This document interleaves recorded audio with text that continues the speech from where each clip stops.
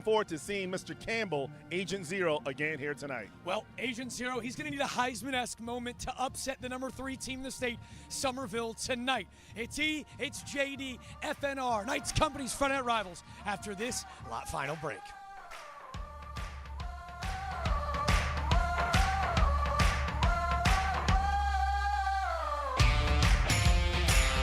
These are our neighbors. When one of our neighbors needs help, we want to be there for them. We want everyone that comes to our office to leave satisfied. Then we know we did our job. If you were a loved one or injured in South Carolina, call us. We're those thumbs up guys. At Knights Companies, we're not just in the business of concrete. We're in the business of building relationships. For over 3 generations, our family has proudly served our communities. Join us at Knights Companies, where your career thrives in an environment that values people, integrity, leadership, and excellence. Discover why our team is at the heart of everything we build. Knights Companies, excellence in concrete, built on family values.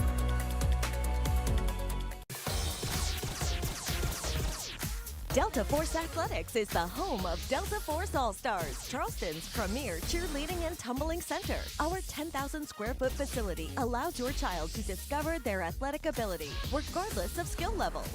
Now enrolling for after-school programs and recreational tumbling. Join us for half-year tryouts, Sunday, October 27th. Visit our website to sign up today. Delta Force Athletics. Don't miss your chance to join the Force. No-cost tuition is available for 100-plus programs at Trident Technical College. Learn from industry experts and get hands-on experience in labs and clinicals. In-person and online courses are available to suit your schedule and learning style. Get the skills employers are looking for with no student debt. Don't miss out on this opportunity. To take advantage of no-cost tuition, visit us at tridenttech.edu and enroll today.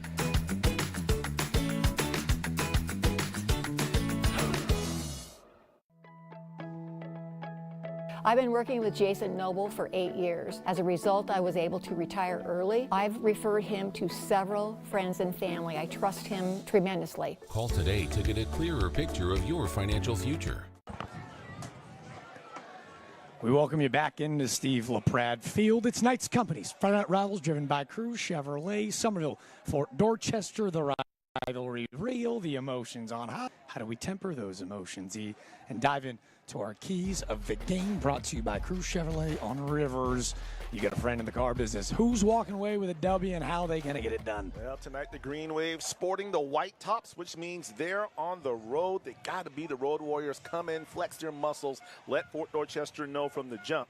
Tonight is not your night. Stay within yourself. Don't try to do more than you normally do. Be disciplined on defense. You know about Campbell, but you can't forget about the other parts as well. For Fort Dorchester, get the ball to Campbell early, often, every time if you have to. He's got to touch the ball at least 30 times tonight. Create and limit the big plays. Somerville wants to hit the big plays. They want to score fast. Make them go on long, sustained drives. And also, senior day festivities. Your last time playing here, go out with a bang. Those are our Cruz Chevrolet keys to the game. As we get ready to rock and roll, kickoff in just a few. Tonight's kickoff brought to you by Knights Companies, proud title sponsor of all our Friday Night Rivals broadcasts this season. Join a team with leadership, integrity, loyalty, and excellence. It's been an honor to be on their team this fall for the 15th season of Friday Night Rivals. Our general manager, Mary Margaret Nelms, and the entire Sinclair team, so thankful to tell the lowcountry student athletes very best. Week 10, the finale about underway as ball meets foot. We are rocking and rolling, a little bit of a squishable, unorthodox from tonight's, we said it, scholar athlete Paxton Elrod. Fort Dorchester will have fantastic field possession when they take over, and this is the offense that they'll go at it. Big guys up front, Marquise Wilson, Lamarion Bronco Thompson, maybe my favorite nickname this season, William Martre, Zion Rouse, Kendrick Burrows. On the outside, Malquan Pimentel, Frank Ham, Michael Worthen, Anthony Williams, and a shakeup at the quarterback position. It's going to be Banks Wickersham, the College of Charleston baseball commit, doing the quarterback duties. He'll be joined in the backfield with the ever-dangerous, yes, sir, Ryan Campbell. Who's going to step up for Fort Dorchester? You know Somerville wants to stop, and that's not a good start for the Patriots. This ball might be backwards. You saw a little bit of a middle infield shovel pass across. There was a little bit of miscommunication in the backfield. The ball was muffed by Malquan Pimentel, and this is how that Somerville defense, so vaunted across the state, will line up. Julian LaFay, Nicholas Lincoln, Yasir Smith, the big fella up front. But two freshmen starting on the outside. Jalen Pryor, DeMarcus King, making their first high school varsity start in that linebacker corps. And what a game to do it. Your big rivalry game. We talked about Somerville having two big rivals. They escaped the first one against Ashley Ridge. Tonight, the second test on hand. As he mentioned, a double overtime win against Ashley Ridge. This rivalry, so ever famous in the area. As you see Banks Wickersham, they fake the handoff up front. He's met for about a gain of 3, recovering those yards they lost. It'll be 3rd and 10. And somehow you're going to have to be able to get out on the edges against the Somerville front four. Those guys are big up front. You talked about the freshmen out there on the corner. Going to have to just kind of get guys in space. I don't think they can just turn around and hand it off to Campbell tonight. Get him out and swing passes.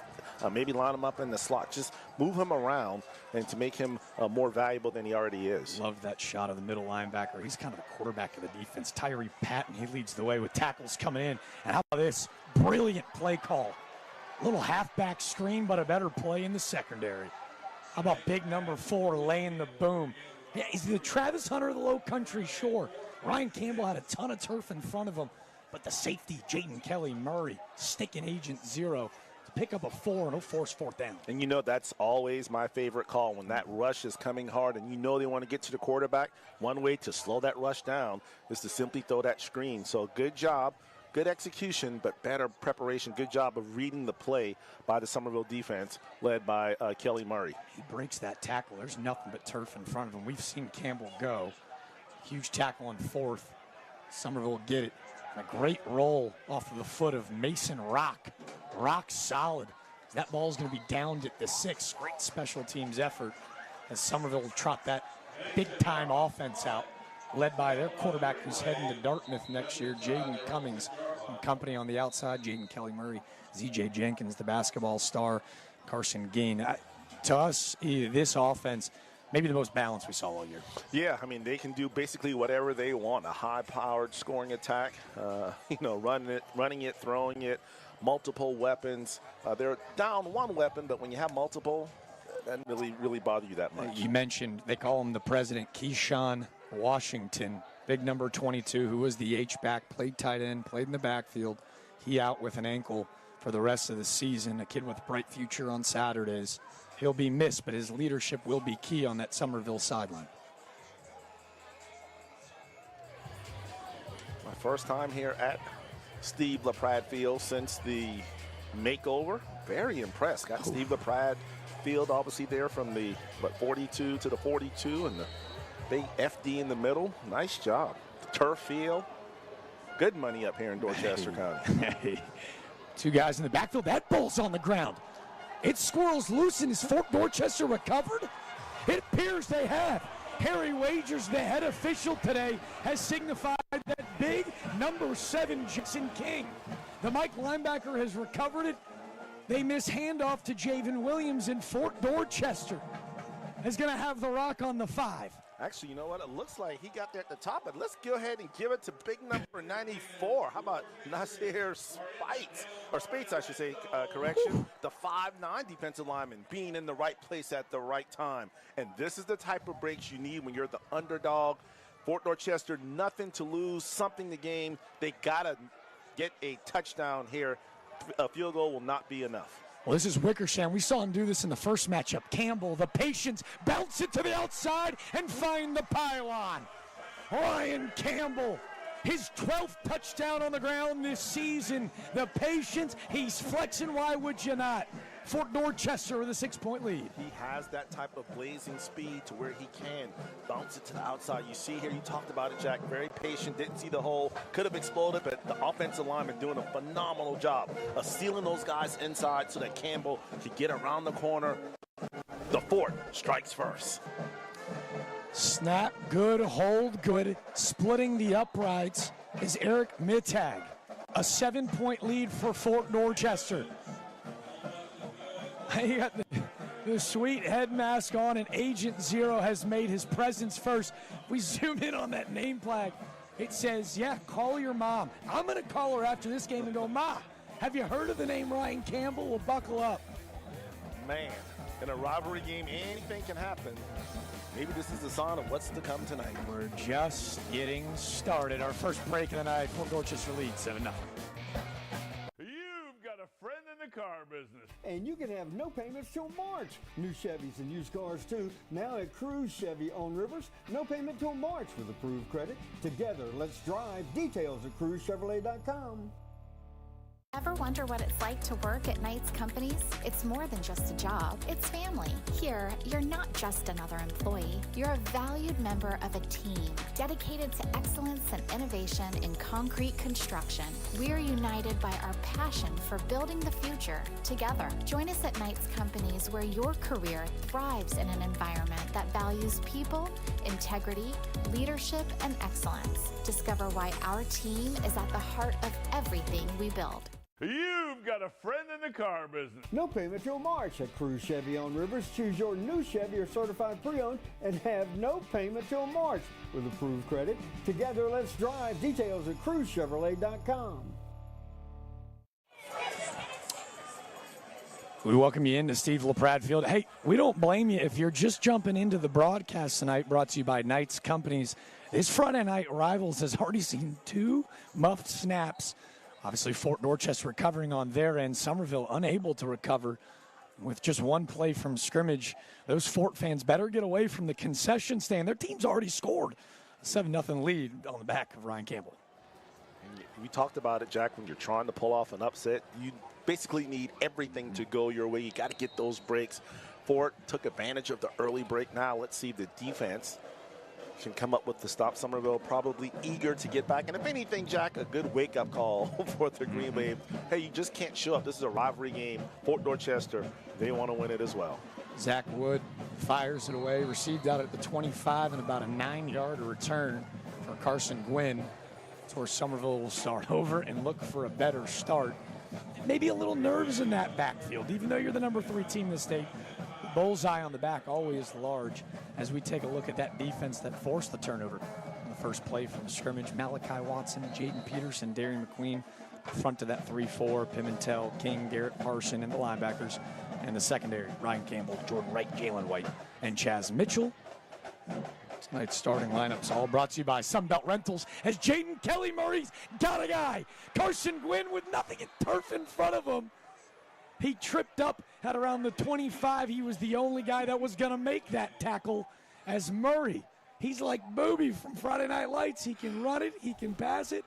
What is he doing? If you're Carson again, he's kind of like a center fielder out there waiting for that pop fly to come down. But you could see he set up perfectly the halfback pass. And that's the hardest pass to catch when you're that wide open and you wait and wait and wait. Fortunately for him, he was able to reel it in. Carson Ginn, who's been so reliable. We'll see some emotions flaring up on that far sideline. His 20th catch of the season is actually a season long, about 47 yards. And it is, you're right, it's that layup with nobody on you in the fast break. It's the hardest one. Or the infield fly that's up there like forever and ever and ever. You lose it in the sun, but good concentration by him. Love the play call from Ian Radford to get him back in this game. Kind of kick-started as Cummings got to keep it. He's got the man on the outside. He said, hey, I'm going to do it all myself. Jaden Cummings' 7th rushing touchdown of the season. Darting right into the beautiful camera work of Will Chitty, their content team. That's a pretty shot and a pretty run. And just like that, 30 seconds, and Somerville's tied it all up. Yeah, I think one of the keys to the game was to limit the big plays. 2 big plays here for the Green Wave. Cummings, great job reading that pitch guy. Well, he went with the tailback. Cummings wisely turned it up the field and took it to the end zone. The Green Wave respond. And this is where his speed kills you. When you look at the numbers on the season, a QBR of 135. And we got there late. This kick's actually blocked. They're going to say he was downed. Recovering it at the end of the play was Roe Parson. They down it. I jinxed it, said it was tied. Who forgot about the special teams work? Somerville strikes back on just 2 plays. Deficit at 1. Knights Company's front net rivals. 2 minutes of game time, 2 tutties.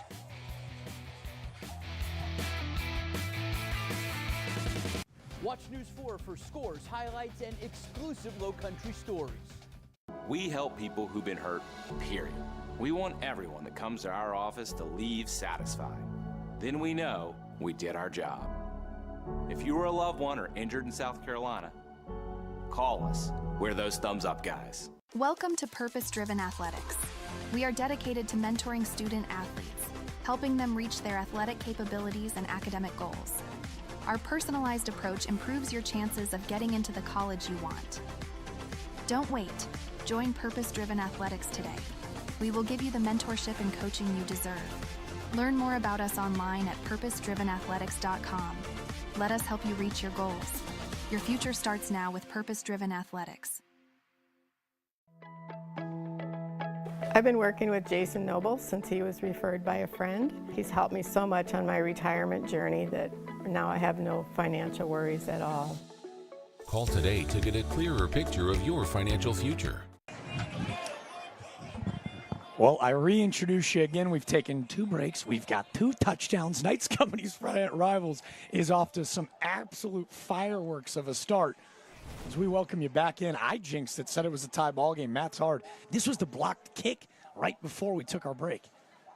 That came right off the right edge.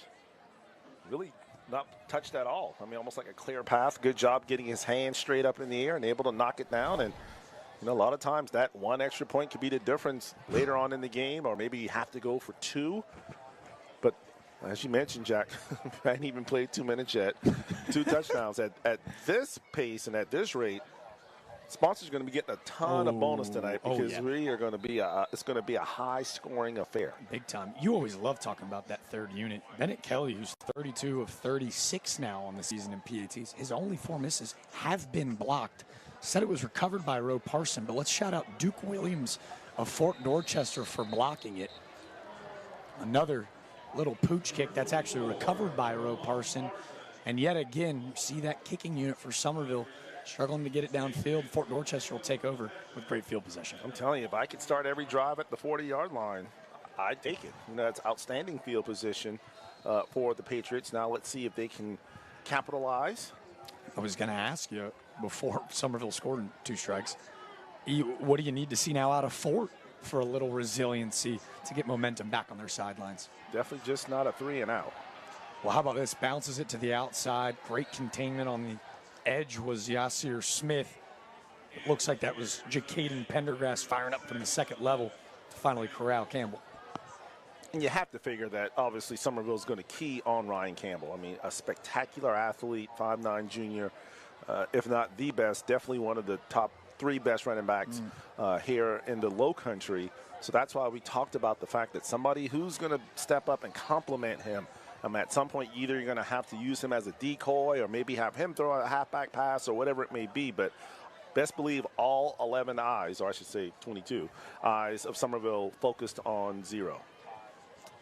Play clock down to 3. Wickersham's going to snap late, looking for his man on the outside. Tipped up and almost running underneath it was in great coverage. Jaquez Walker, the intended receiver, was Cameron Maxwell. But I like that. You saw that time they motioned Campbell out of the backfield. Looked like he was going to run a wheel route up the field, but instead went to the underneath receiver, who unfortunately couldn't come up with the catch. But, yeah, Cameron Maxwell there. But I love just the design. You know, sometimes, like you said, just take their aggressiveness on Campbell and use that against him. Well, 2, we saw him against Ashley Ridge. The sophomore quarterback, Kevin Johnson, was spectacular that game. A couple turnovers. Coach Lorenzano going to the reliable junior. How about this? A little reverse. Campbell pitching it to 1. Pimentel scampering out of bounds. It's a pickup of 13. And another electrifying Mr. Sparky first down. I'm going to tell you, I was so confused. I didn't know who had the football. So that was a well-designed play there as I was trying to see who had it. But, yeah, Pimentel, that flow going with him, yeah, that backside probably wide open. And if Somerville doesn't be if they're not disciplined on defense, we'll see those types of runs all night long. Mr. Sparky, America's on-time electrician. On time was that play call from first-year head coach Sean Lorenzano. They go back to the ground. Big Maxwell met by a flurry of green wave, a 2-yard pickup. But to your point, right, like kind of playing with house money. This is the first season that this game hasn't been for a region championship in close to 3.5 years. Again, obviously going to make the playoff for Fort. You win, you probably host the playoff game. But you're playing with house money, and you've seen that so far in the play call. Yeah, I mean, there's no pressure at all on Fort Dorchester. No one expects them to win this game. All the pressure on Somerville. So, yeah, just go out there, have fun, and just let the chips fall where they may. 5-4, 2-2 in region. Somerville 9-0 and undefeated. This time, a dart on the outside. Great ball placement as he throws to the back shoulder of the sophomore Anthony Williams. Williams, his 16th catch of the season, actually leads the way for this Fort offense, averaging 44 yards per game. Is a quarter of the way on this nice pitch and catch. Yeah, Jaden Waring there on the stop for Somerville, and all of a sudden now you're starting to see Fort get a little momentum, get in rhythm. Nothing too difficult in terms of decision-making by the quarterback. He's able to deliver the ball on time, safe places. Great drive here by Fort Dorchester. Wickersham on a fresh set of downs, looking to his left. A little pump fake, looking to elude a couple Somerville guys, and wisely just picks up 2 yards. And, this was kind of the part of his game we anticipated coming into this matchup. Only 22 of 73 passing completion percentage on the year. But for Wickersham, he served almost as the lead blocker in that game against Ashley Ridge, if you remember. Yeah, he did, and just that adjustment, as you mentioned, being able to evolve as the season goes on. So obviously a long season. We're in week 10 of the football season, so you love to see the maturation of him being able to master just the game and I'm sure the game has slowed down for him now this late in the season. Yeah, he, the junior, Johnson, the sophomore with a bright future, but Coach Lorenzano said, hey, we just felt like we needed some toughness at the quarterback position. We mentioned he's obviously going to go play baseball at the College of Charleston down the road, a really bright future. And, man, it's a really gritty young man, just like that off our defensive front. That was Big LaFay meeting him in the backfield. LaFay, second tackle for a loss on the year. I'm sure Chad Holbrook, the head baseball coach at the college, is necessarily doesn't like seeing his commit taking the hits, but you know what? It is what it is. Exactly. Just protect the shoulders. Well, it's funny. I talked to Sawyer Bridges, a legendary quarterback at Somerville High School, played his baseball at South Carolina, now on the staff for Coach Holbrook. Because we're excited to see him maybe layer the boom, but maybe not with 270 up front, huh? He's got to keep it. Little RPO. Defense was moving with Campbell. He was looking for Pimentel on the outside, unable to bring it down. He threw a fastball that time. Maybe a change up there, but then with the pressure coming up from the defensive side, if you lob it in there, then it could have been an interception. So a good decision by him. That was just on third down. So now let's see if Fort will go for it. But no, it looks like they're going to send out the field goal team. This is Eric Mittag of number 37 of Fort Dorchester. He's a veteran, a junior. He's been the 3-year place kicker. Does he have enough leg? It's going to fall just short. That had been a career long. It was a 42-yarder. He kicked it about 40, right down the middle. He's upset with himself. But great effort. Love the trust in Lorenzano to let it rip. Yeah, when you're playing against a team like Somerville, you have to get every point that you can. So good decision. Just as you mentioned, came up a little bit short. Now Somerville will take over on their own 20-yard line. Fort Dorchester with a 7-6 lead with 6:30 to go in the first quarter. Jaden Cummings will head back out. 24-yard rushing touchdown. His 7th on the ground this season. This time they'll hand it off to the stellar sophomore running back Javen Williams. How about the speed and the strength? About 3 yards of contact after the initial hit. 7-yard run. Nice tackle made by Tyler McClendon, the 6'2", 235-pound senior defensive lineman. That's one thing that you'll always find at Somerville and Fort. Defensive linemen that can run. Great size. They pursue sideline to sideline. Just a guarantee from the Fort and the Green Wave. Cummings back to pass. He's looking for Jaden Kelly Murray. A little tunnel screen that he's going to cut through the middle of the field. Nice hit by Jordan Wright, the corner on the outside. Not in time for Murray to pick up about 5 and another first down. So Roman Parson on the stop as well. Kind of got right there in the congestion, right there in the middle of all that traffic. So look for some, maybe to bounce that to the outside. He had plenty of running room down the sideline. But if you're Fort Dorchester, was a first down, so a new fresh set of downs for the Green Wave. Murray in motion. He's going to keep it. There's that read option yet again for Jaden Cummings, spinning and falling for a gain of 8. You just kind of feel like Cummings is setting them up, because now they're going to start taking him away, and at the last second, you can tell he's a smart kid, obviously, hence why he's going to Dartmouth, that at the last second he'll pitch it, and someone will be running free down the sideline. Came into this matchup 53 carries for 245. It's good for about 40 a game. And again, he can beat you. A true dual threat quarterback this time. He's going to pitch it to the outside. Javen Williams spinning right into the arms of big number 10, Savon Garrett. But another first down, and this is where that balanced attack becomes so difficult to defend for anyone. Well, and give credit to the Fort Dorchester defense. I mean, you think about it, Jack, outside of the 2 big plays on that opening or second drive for the Green Wave, they really have done a nice job of not allowing the big plays. So they're really making Somerville earn everything and slowly but surely work their way down the field. But another first down for the Green Wave. It's a heavy 2 tight end set. That was Bryce Taylor in motion. Cummings going to hand out right through the gut. That's that play that we saw Javen Williams explode for 4 touchdowns against James Island in their first debut of Friday Night Rivals. This time he's stuffed up front. Great effort by Malachi Watson, the senior DN, 6'1", 225, and another name with assistant tackle, Roe Parson. Not to be confused with Micah Parson, but he did look like Parson on that. He's been back-to-back tackles. I mean, he's getting in there, mixing it up. That's what you like to see if you're a Fort Dorchester Patriot fan. No relation, but the last name Parson, it's got to feel pretty good this day and age in the football world. Yeah, but we got to get him wearing number 11. I know, right? Just you got to buy Mason Rock, some Cookout. Raising Cane's or some, go. Chick-fil-A or something. Say, hey, man, how about I buy you a meal? You let me get that number 11 off of you. So that big Mason Rock punt. It's going to take 2 Caniac combos if that's the case, the way he keeps playing. Big rush. Cummings sees it. And how about the toughness?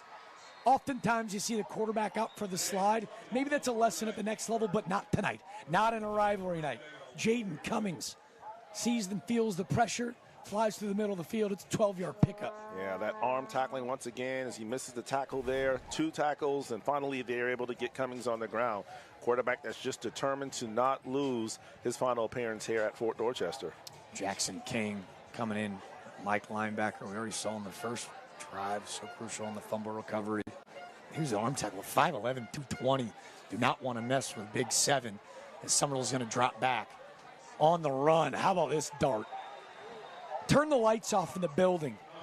Cummings to Kelly Murray. He gets 2 feet in. I mean, being able, I've been so impressed last week, the week before, these quarterbacks at this high school level, able to just throw on the run. They don't even have their feet set.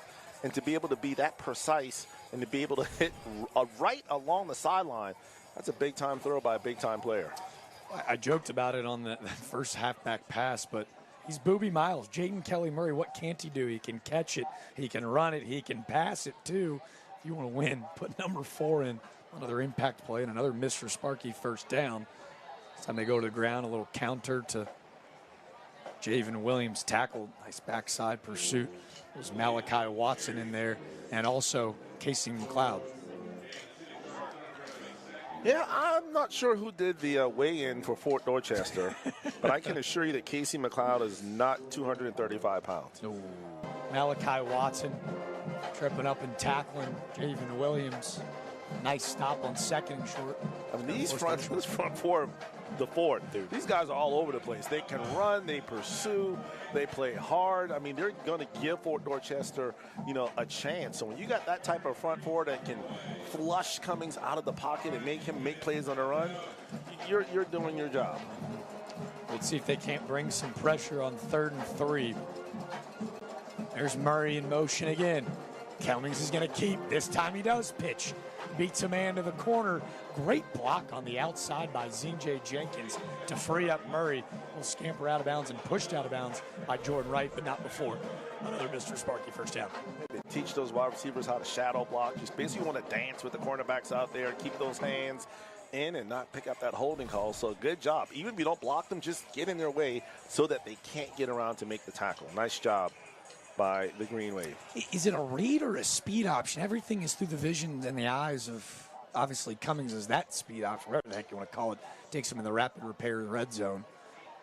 They hand it back off to Williams, bounces to the outside. King contains, tripped up for a 2-yard pickup. What do you see, though? I mean, I know it's going to be hard to believe, but I've never played quarterback in my life. However, I would think as the quarterback, your goal is to get the guys to commit to you and then be able to pitch it off. And if they don't commit to you, then turn it up the field and try to take it to the house. But again, I'm just going to venture out to say Cummings is probably a little smarter than I am. So we're going to do whatever decision he makes is probably the right decision. We're going to ride with 1-6. DJ Grant checking into the game as they send Taylor in motion. Looks like head coach Ian Rafferty's going to want a quick timeout, the first of the half, with 1:36 to go. Another conversation about it. This is kind of that part of the field where we saw Fort Dorchester in that AR game. When they gave up the big play, they struggled to keep them out of the end zone. But get tighter, field gets a little bit tighter. It's when their defense steps up. And this is the man that is constantly stepping up for us. We're going to send it down to the third member of our crew, the dude that's always standing up. Trooper Bob with a special guest. Take it away. Always a pleasure to be here with you guys on the field with Delta Force Athletics with Sharita Blacketeer. Tell us some of the programs you offer there. So we offer recreational and competitive cheerleading and power tumbling for ages 3 and up. We also have an after-school program, day camps, and clinics. In fact, we have a clinic coming up on November the 22nd. You can sign up on our portal. Well, it's already November 1st. Is it too late to sign up? No, it's never too late to join. We just had our half-year tryouts, but we are still accepting athletes. On our teams, we have a youth novice, a junior novice, and a senior 2 team that we're fielding. So if you're still interested, please come out and join us. And one last question. Tell us about the A-team. I heard you got a real good A-team. So the A-team is just one part of our community service efforts. It is our free special needs team that is open to all athletes regardless of their disability or age. They start this Sunday at 5 o'clock, but there's still time to register. You're welcome at any time. We've also got some community service coming up. We're still raising canned goods for the Lowcountry Food Bank, so come out for that as well. Sharita Blacketeer, Delta Force Athletics. Thank you for all that you do. Keep up the good work. Thank you. All right, I'll send it back to you guys upstairs. Cannot thank Miss Sharita Blacketeer and her entire organization over at Delta Force All-Stars, the proud sponsor of our cheer event every halftime. Our last regular season contest. Cannot thank her enough. I don't know. Somerville's got their visitor side kind of packed tonight, so this should be could go down to the wire tonight because Somerville's here as well as Fort Dorchester Nation. The rivalry. You didn't think those in Kelly Green weren't going to show, and they've got a whole lot to cheer about as they find themselves down in the red zone yet again. Cummings, Murray in motion, looking for the right. Does he? Oh, how about the cutback? Look at the eyes. He looks the defender off, scampers in, and for his second rushing touchdown of the night, yeah, make it 8 on the season. Jaden Cummings putting the dual threat quarterback. Somerville claims their first lead of the night. Kind of just making moves up the middle of the field, felt the rush coming up, and just simply stepped up. Look at that. What 61 just doing the stand-in block. I mean, we got to take a look at 61. That might be the best block of the night. Jack, did you see the block? You're going to laugh when you see it. After this extra point, we'll replay the block by my main man, Francis Roberts. Oh, how about this? Looking for his guy on the outside. Stop it. Andy Reid could not touch Ian Rafferty tonight. The misdirection, the trickery. We're emptying the bag of tricks on rivalry evening. They send Murray in motion. They fake it. And I'm pretty sure Jaden Cummings just flipped this in for a no-look 2-point conversion. Let's get another eyes on this one. Very Patrick Mahomes-esque, just the no-look pass. But, yeah, we got two plays to replay here. First one, we're going to go back to that touchdown run. Because, Jack, I know you missed it because you would have commented for sure had you seen the outstanding block. So look at my man 61 right here. This is the 2-point guy. Oh, this is the 2-point, okay. 61 does his job there. Great job by my main man, Francis Roberts. But if we could go back to the touchdown Mr. run. Francis Roberts, is he about to get got a little bit? Yeah, let's just say Jeff Saturday will not be giving him any pancake blocks for that one. So as we take a look, I don't know if we can see. Yeah, maybe we can see from here. So look at 61. Look at that block. Look at just stand still. That's what I'm talking about, man. Just stand still. Open up that lane for the touchdown. Talk about getting coached up. Oh, that's Francis Robert, the right guard. I can see Ian right now in film study. Like, dude, what are you? You're standing there. Coach, Statue of Liberty's for big guys up front, too. Exactly. My man. Guys, do we just wait till week 10 to get our own Shackton a full segment with Everett Durham. But in fairness, no block. There was nobody to block there. That's just good offense. How about this? How about good special teams? Big number 4 with a man to miss. Jalen White. Oh. Cutting the field across, and the first special teams touchdown of the year. His first. Jalen White of Fort Dorchester, the senior, on senior night. In front of the student section. 96 yards to the crib. And Fort's back on top. I think we just figured out why they've been kicking it to the 40-yard line. Hey. The one time they kick it deep, Jalen White with the house call. Dr. Jalen White making the house call. So now we know why Somerville is happy to have Fort Dorchester start on the 40-yard line. Somerville bringing some guys on late. They're going to snap it. It's going to be a penalty. And I don't know if they're waving this off because he missed it or if this is going to be a penalty before the play. It's clearly going to be either an illegal substitution or offsides on Somerville. Do you go for 2 with the ball being placed halfway to the distance of the goal? If it's me, again, you have nothing to lose. Nothing. So I go for it. Every point's going to matter here. As you see, they're going to give him the option of whether to, I guess, accept the field extra point or go for 2. You see Harry Wagers having a nice conversation tonight with head coach Sean Lorenzano. This will be the first time we hear from this officiating crew. A clean first quarter thus far as Wagers, it looks like, is going to send his offense. Playing a little chestnut checkers. What are we going to do, boys? Just still waiting for Harry Wagers to make the call. Hey, I want to say something before he does. The first special teams touchdown of the season for Jalen White. The last time we saw Fort, it was Agent Zero Ryan Campbell, a punt return and a kick return that was pulled off. This time, you're kicking away from Ryan Campbell. They do the job, and Jalen White goes, can't pick on this side of the field.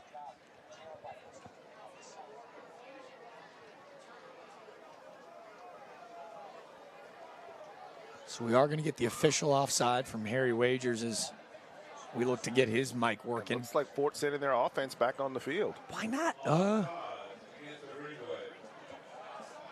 I mean, you got to go big. You got to go big house right here. Like, you got to get one of those defensive linemen that runs so well and get him in as a fullback. Or no, they are going to. Yeah, I was going to say they're going to kick it again. I think they're saying they missed the PAT. Gotcha. There were simultaneous hand motions from those back 2 judges. Middig comes on. This time the snap good, hold good, kick good, and now we've got our tie ball game with 23 seconds to go in the first quarter. They kicked away from Ryan Campbell. Zero doesn't have it, but Jalen White says, don't pick on this side of the field, boys. You see right there, Campbell saying, hey, come behind me. I'll be your lead blocker. I'll be your escort. Gets a big block there. Then great job of switching hands. You want to always have that football in the outside hand so that in the event it is knocked out, it goes out of bounds. And then just simply the kicker with the trip attempt. Not today, my friend, as he's taking it to the house. He's got Fort Dorchester back in this football game. Jalen White, man, this is why we do it. This is why Friday Night Rivals in their 15th season. This will be a memory for a lifetime. A corner. I was just mistaken. It wasn't his first touchdown of the season. This is the first touchdown in his varsity career. On senior night, takes it to the house.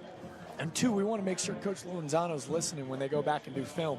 A great block by Jaden Hollington, the senior linebacker. It wasn't blindside so easily on those returns. You can decleat someone. He freed him up on the middle of the field, and White able to score and tie this thing up. Yeah, I can't really predict the future, but it's safe to say I don't think we'll be seeing Somerville kick the ball deep anymore tonight. We'll be seeing some pooch kicks, I should say, down to the 25 and the 30-yard line. This offense is so dangerous as Mittag hits his little pooch, received at around the 34. And this is where we'll see this Somerville offense take over. We always let you know every Friday night that there's not a better show post-game to catch up on everything in the Lowcountry than with Scott Eisberg and Webb Wright. 11:05 on ABC.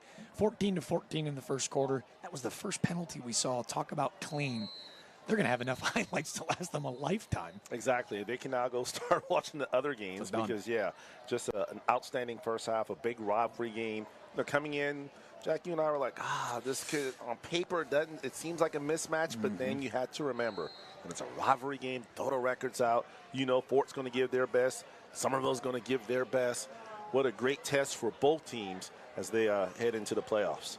There's Murray in motion. Little halfback dive to Williams. Nowhere to go. Great push up front. See him in the backfield. Bunch of big fellas. That was the linebacker, Savon Garrett, coming in and finishing up.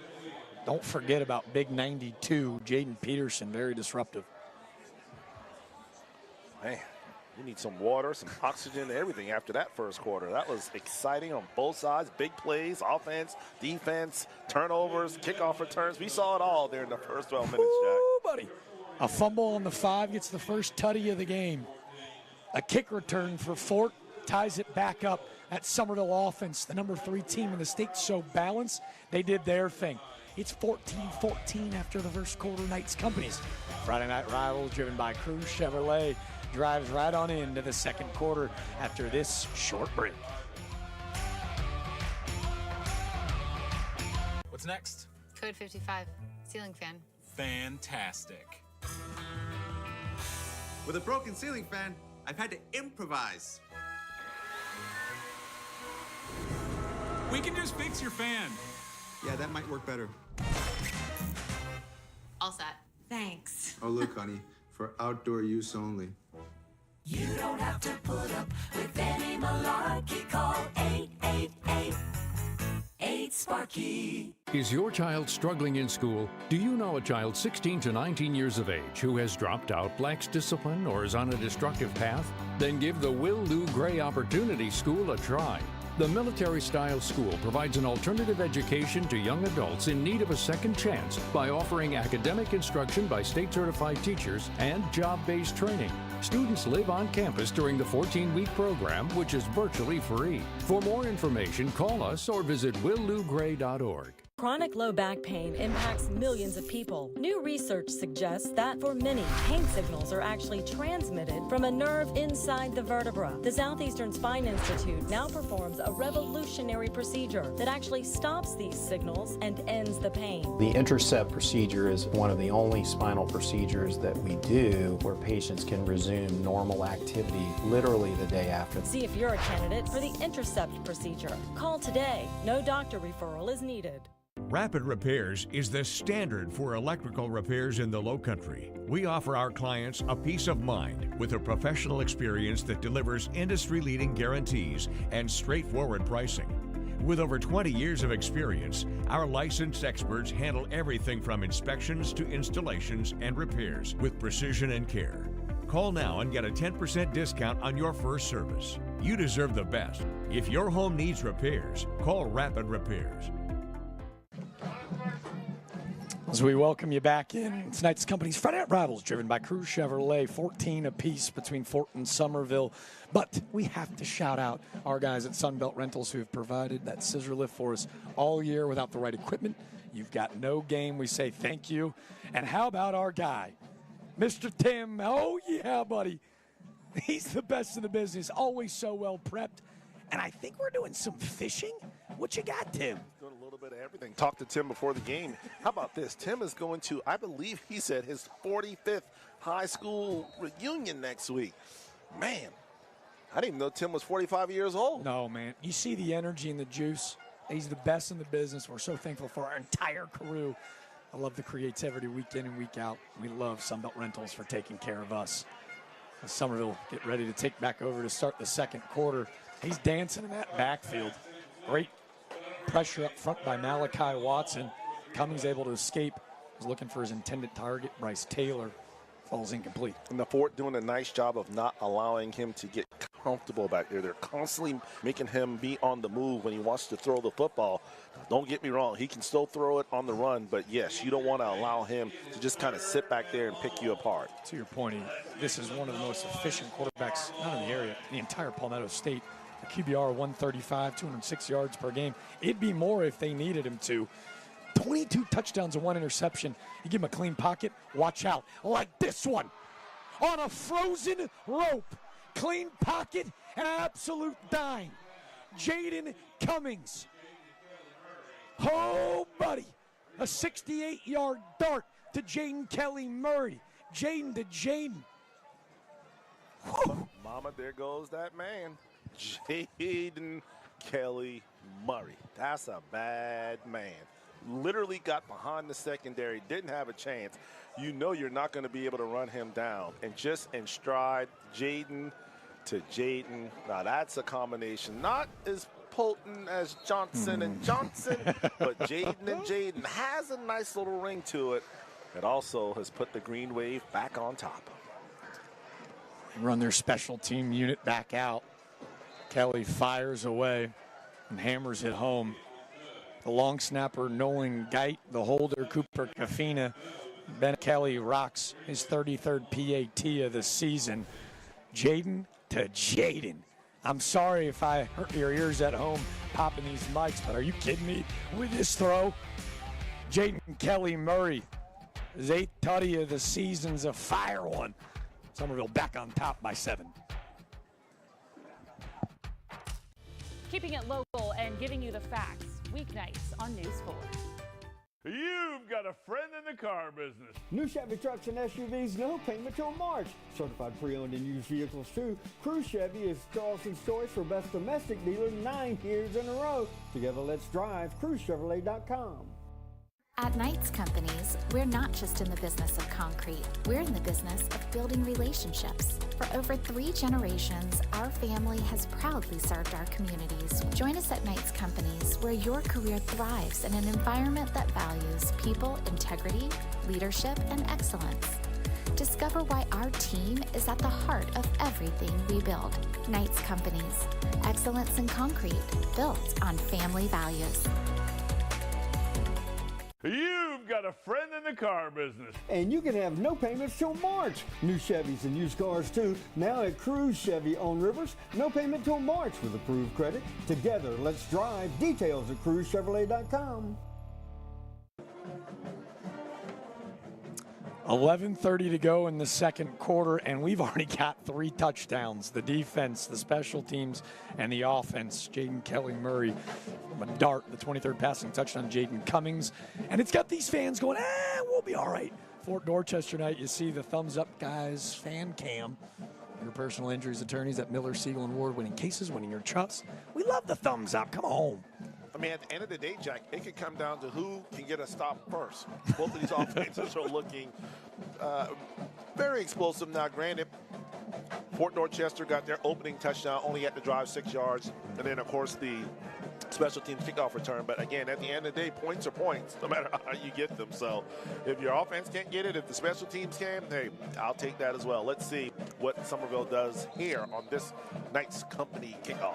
You see at the bottom of your screen, too. I want to shout out our guy, Luis Mario, who's been a red hat all season long. One of the best in the business.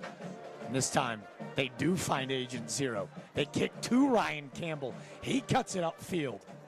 Aggressive running, and you see a late hit. That was 42. Cavis Brown, a junior linebacker in special teams. A special teams unit's already given up a touchdown, a little emotional with a late hit on Campbell. And we have our annual weekly E-Dog reminder of the game to play with emotion, but not emotional. I think this is now 11 or 10 straight weeks that we've had to say that at some point.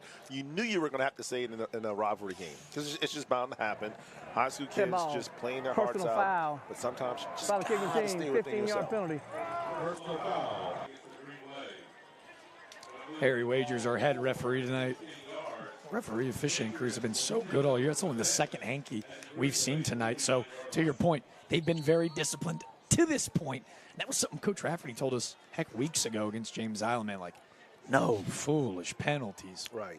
And in a game like this, obviously it could hurt you, but the further and deeper you go in the playoffs, that's when it really becomes a nuisance because at that level, whether it's the quarterfinals or the semifinals, lower state finals, state championship game, those are the penalties that will absolutely kill you. Well, hey, Fort playing a little chestnut checkers.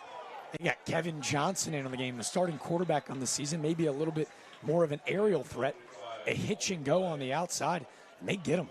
Hook, line, and seeker. He was looking for Pimentel. This is going to be DPI. He definitely reached out and just simply grabbed him. He knew he was beat. A smart penalty that time by the cornerback because I'd rather give up 10, 15 yards and a touchdown. That's what would have happened, as he had no safety help over the top. Well, we jinxed him. That's 2 penalty flags and 2 plays, the third on the night for Wagers. He's starting to get a little bit busier, but to your point, we were jealous, man. We just keep wanting the first play strikes. There'll be a spot of fouls. Johnson go back to the play action. He's looking for a deep ball, airing it out. He's got a man. What a grab. No, don't do it to him. Anthony Williams, sophomore to sophomore. Williams' second touchdown of the season. We're wasting no time tonight, folks. Has there been a scoring drive that's been longer than 3 plays? It seems like both teams with just quick strike offense. You see Ian Rafferty across the field, his hands on his hip, probably thinking, what is going on? So you key on Campbell, use him as a decoy. Great job there. Just a little chip, and it gives his quarterback time to just lay it right in the bread basket. What a catch. Anthony Williams, 6'1" sophomore. Good thing about that, he's got 2 more years after this. He got 2 more years together, folks. If you were sitting upstairs with us and I just popped your eardrums again with another animated, excited call, it's because I can't help myself. Kevin Johnson, his second snap of the game. He loses his starting job. He goes, no worries. Next man up, I'll wait for my opportunity. A dive, another touchdown, and we got a tie ball game yet again. 21 apiece from Steven Pratt Field. Why would you go anywhere? We're just getting started. These are the people of South Carolina. These are our neighbors. And when one of our neighbors needs help, we want to be there for them. A lot of people don't know what to do after a car wreck. That's what we're here for. Call us. We're those thumbs up guys. Welcome to Purpose Driven Athletics. We are dedicated to mentoring student athletes, helping them reach their athletic capabilities and academic goals. Our personalized approach improves your chances of getting into the college you want. Don't wait. Join Purpose Driven Athletics today. We will give you the mentorship and coaching you deserve. Learn more about us online at purposedrivenathletics.com. Let us help you reach your goals. Your future starts now with Purpose Driven Athletics. I've been working with Jason Noble for 6 years, and he's helped me and my wife Christine establish a generational wealth plan, not only for ourselves, but for our entire family. Call today to get a clearer picture of your financial future. Knights Company's Friday Night Rivals, driven by Cruise Chevrolet. If you just jumped in, Spark Notes won't do this one justice. 21 apiece, fireworks, electricity everywhere. So to slow things down a little bit, we're going to send it down to the sideline to the third member of our crew for tonight's Knights Companies and News 4 Host School Grant. Check of $500. This grant provides each school with extra funding to help make their education system just that much better. Over the past 15 seasons, FNR and our sponsors have donated close to $150,000 to low-country students in school. Congratulations to Fort Dorchester for Knights Companies and News 4. Take it away, Trooper Bob. Yeah, we're down on the field real loud out here. Hopefully you guys can hear me. We got Mr. Keith Anderson from Knights Companies representing the company. Also, wherever the principal is, that's where the principal office is. I'm down here, Principal Aldridge. Sir, $500 for your school. How do you plan on spending the money? This is awesome. We're going to put all of this back into our students. They're the heart of the Fort family, and so we're going to do something to celebrate them and have a good time. I know they'll be happy about that. $500, congratulations. I'll send it back to you guys upstairs. Well, a way to kick off, and we'll send it back down to Trooper Bob for Educator Spotlight just here in a few, but want to say thank you to Keith Anderson. Their help throughout this season has been so crucial to our Friday Night Rivals broadcast. As you can see, making a couple men miss was DJ Grant, the backup running back, before he was corralled. But, man, you can see sportsmanship at an all-time high, but these guys won it. Yeah. Like bad. As we send it back down to the young man who's in charge of all these student athletes and the sportsmanship. It's Keith Anderson, tonight's Education Spotlight, all brought to you by the Thumbs Up guys. Drew Bob, Principal Anderson, take it away. Yep, down here with the Principal Aldridge. Sir, what are some of the cool things you're doing here at Fort Dorchester? So we're super excited. We're off to a great start here in the school year. Our school report card data just came out. We've been doing huge celebrations here. We came out on top, not just in our district, but we're one of the top schools in the low country and even in the top 20 in the state. And so we're super excited about what we're achieving with our students and our staff here. You're doing great things. Not only are you doing that, but also November 1st. All right, so we're in the month of November. Thanksgiving's coming up. What are some of the things you're thankful for? So I'm thankful for my Fort family, being here in this community, our students, our parents, families, the teachers, staff that work here. It's just one big family, and it's really great to have that sense of pride and belonging in our group. Well, thank you for what you do and your staff and everyone here at Fort Dorchester. You're doing great things. I always say today's youth are tomorrow's leaders. So you're doing outstanding work. Absolutely. Thank you, Trooper Bob. Thank you. All right, guys, send it back to you guys. Watch some more football here on the Fort Dorchester sideline. Hey, if tonight couldn't have gotten any better, Principal Aldridge, so inspiring. And how about a little poetry from Trooper Bob? Got me fired up. The man does it all. Come on. Traffic, poetry, and weather. Come on. Look out, Dave Williams. While we were away, another dart from Jaden to Jaden. It was about a 28-yard pickup. And again, you can see the chemistry between this senior and his sophomore receiver, who, again, he was picking up SEC offers as a safety last year. Yeah. I mean, and you can tell, like, he's just one of those special players. You can just look at some guys, and they just have it. Can't really describe it, but you just know when a guy has it, he has it. And right now, Jaden Cummins really starting to feel comfortable back there in the pocket, taking his time and picking apart the secondary of Fort. This time, a little RPO action. Whole ballpark was hanging through the middle of the field with Javen Williams. See a late penalty flag as Cummings misses his intended target on the outside. That was JKM. Coming up a little bit hobbled, something we'll keep an eye on as we await an official announcement. Tyler McClendon will be credited with the hurry. Said his name several times downfield by the offense. 5-yard penalty, second down. Well, yeah, well, is that RPO? We just kind of both nodding at each other. I think the offensive line, like us upstairs, thought they ran the ball too. Exactly. It's a little miscommunication there. And after a pretty much clean first quarter, Jack, you and I were harping on that. Here as of late, it's gotten a little sloppy. Both teams with some penalties. So after such an exciting first quarter, hopefully these teams can kind of settle in and just kind of, play football. This looks like in the backfield, that's Caden Clark, the senior receiver, getting a little bit of run.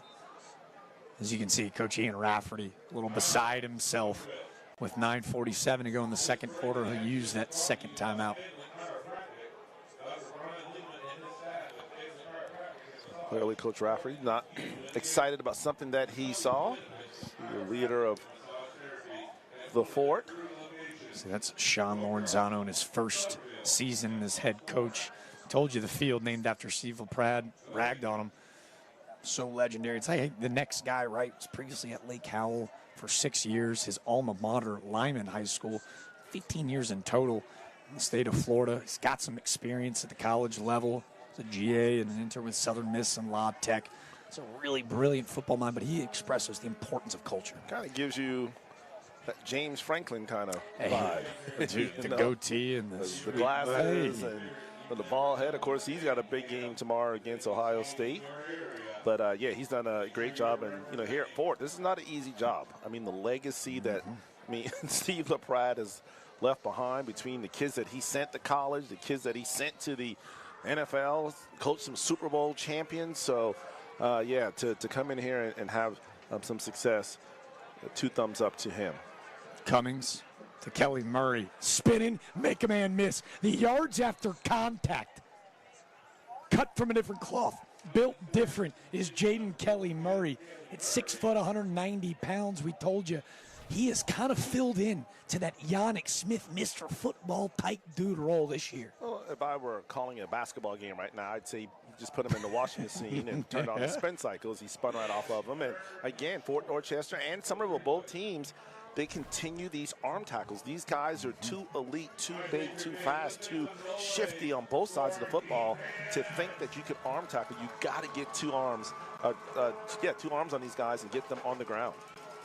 Well, if we're still talking basketball, this is just ISO. Give the man the ball and get out of the way. A little wildcat for Jaden Kelly. Murray makes a man miss. Great blocking on the right side as he runs behind big Francis Robert and Avion Kennard. That's another first down brought to you by Purpose Driven Athletics. You talked about it earlier. We are fortunate to see two of the better running backs, if not the two best running backs here in the Low Country tonight. And both of those guys, those are the things that they can do. You can wildcat the football to them and just let those guys go make plays. That's Caden Clark in motion. This time they go back to the running back. That's Javen Williams.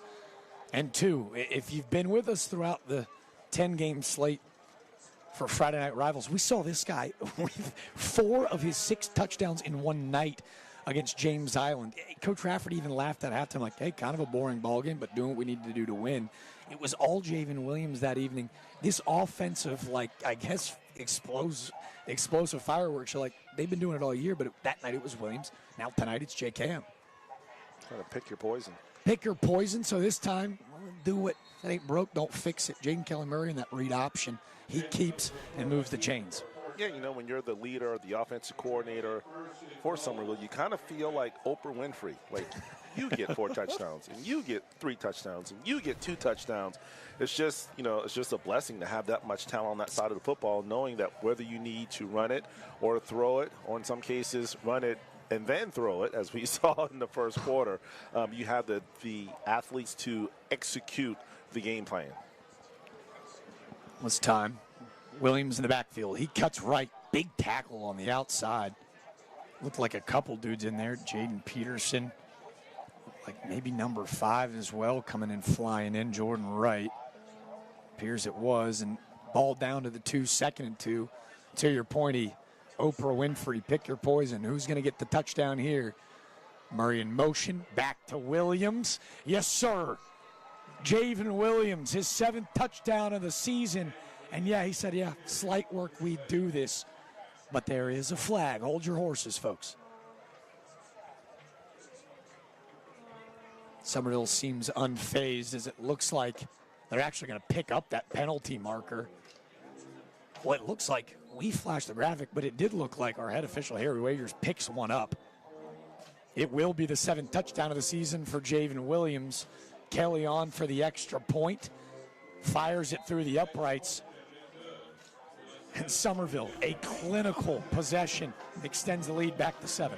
And if I'm not mistaken, that's Javen's 5th Friday Night Rivals touchdown this season. So clearly he likes playing on TV on Friday nights, getting a little practice for 3 years when he's playing on Saturdays. So offensive line of Somerville continuing to do a great job. These are just massive holes that, quite frankly, I could run through these holes. So the offensive line getting the job done, taking care of business. You mentioned that group. When you talk about head coach Ian Rafferty, you're talking about a Somerville graduate alum. You're talking about a guy that was a part of those dynasty runs with Coach McKissick at the helm. You're talking about a guy that was a second-team All-ACC selection at NC State. And you're talking about a guy that played 4 years of professional football with the Jets and the Titans at that offensive line position. When he talked to us about this group early in the year, he goes, he almost got emotional talking about him. Like, he's got 4 seniors up front. John Corley, Braden Schlabach, Francis Roberts, Avian Kennard, and a junior in Jamarian Lott at the left guard position. He goes, we go as they go. This group is not talked about enough. They are very special in what they do. Might not have the size of an Ashley Ridge, but all about 250 plus. They move well, and they are very united front. Well, that's the roll boy. Oh, boy is right. There's your dude. There's Malquan Pimentel. You know, that first matchup, it was all 0-1. Pimentel admittedly didn't have one of his best performances, and tonight off to a great start, breaking off a 23-yard run. But as you mentioned there, a nice return here on the kickoff. We see the pooching in as Somerville obviously not wanting to kick it deep. But, you know, we look at the best football teams. I don't care what level it is, Jack, whether it be high school or college or in the NFL, the teams that can protect the quarterback and can run block usually are the better teams at that level. And so you have to be solid in the trenches, offensively and defensively. If you can do that, then that just makes it so much easier for everything. And like I said, I don't care whether it's Patrick Mahomes or Jared Goff, you know, the line, whoever in the NFL, college. Look, you think about Georgia, always known. Alabama when they were a dynasty. It's all about those offensive linemen. And both teams here tonight doing a great job of opening those holes for their skilled players. Fort Dorchester, historically known for how good in the trenches they've been. I'll run it right through the gut with Ryan Campbell. If you're just joining us, it's Kevin Johnson. It was a hitch and go that draws the DPI, and then his very next pass was a season and a varsity career long as he found Anthony Williams for his second touchdown of the season.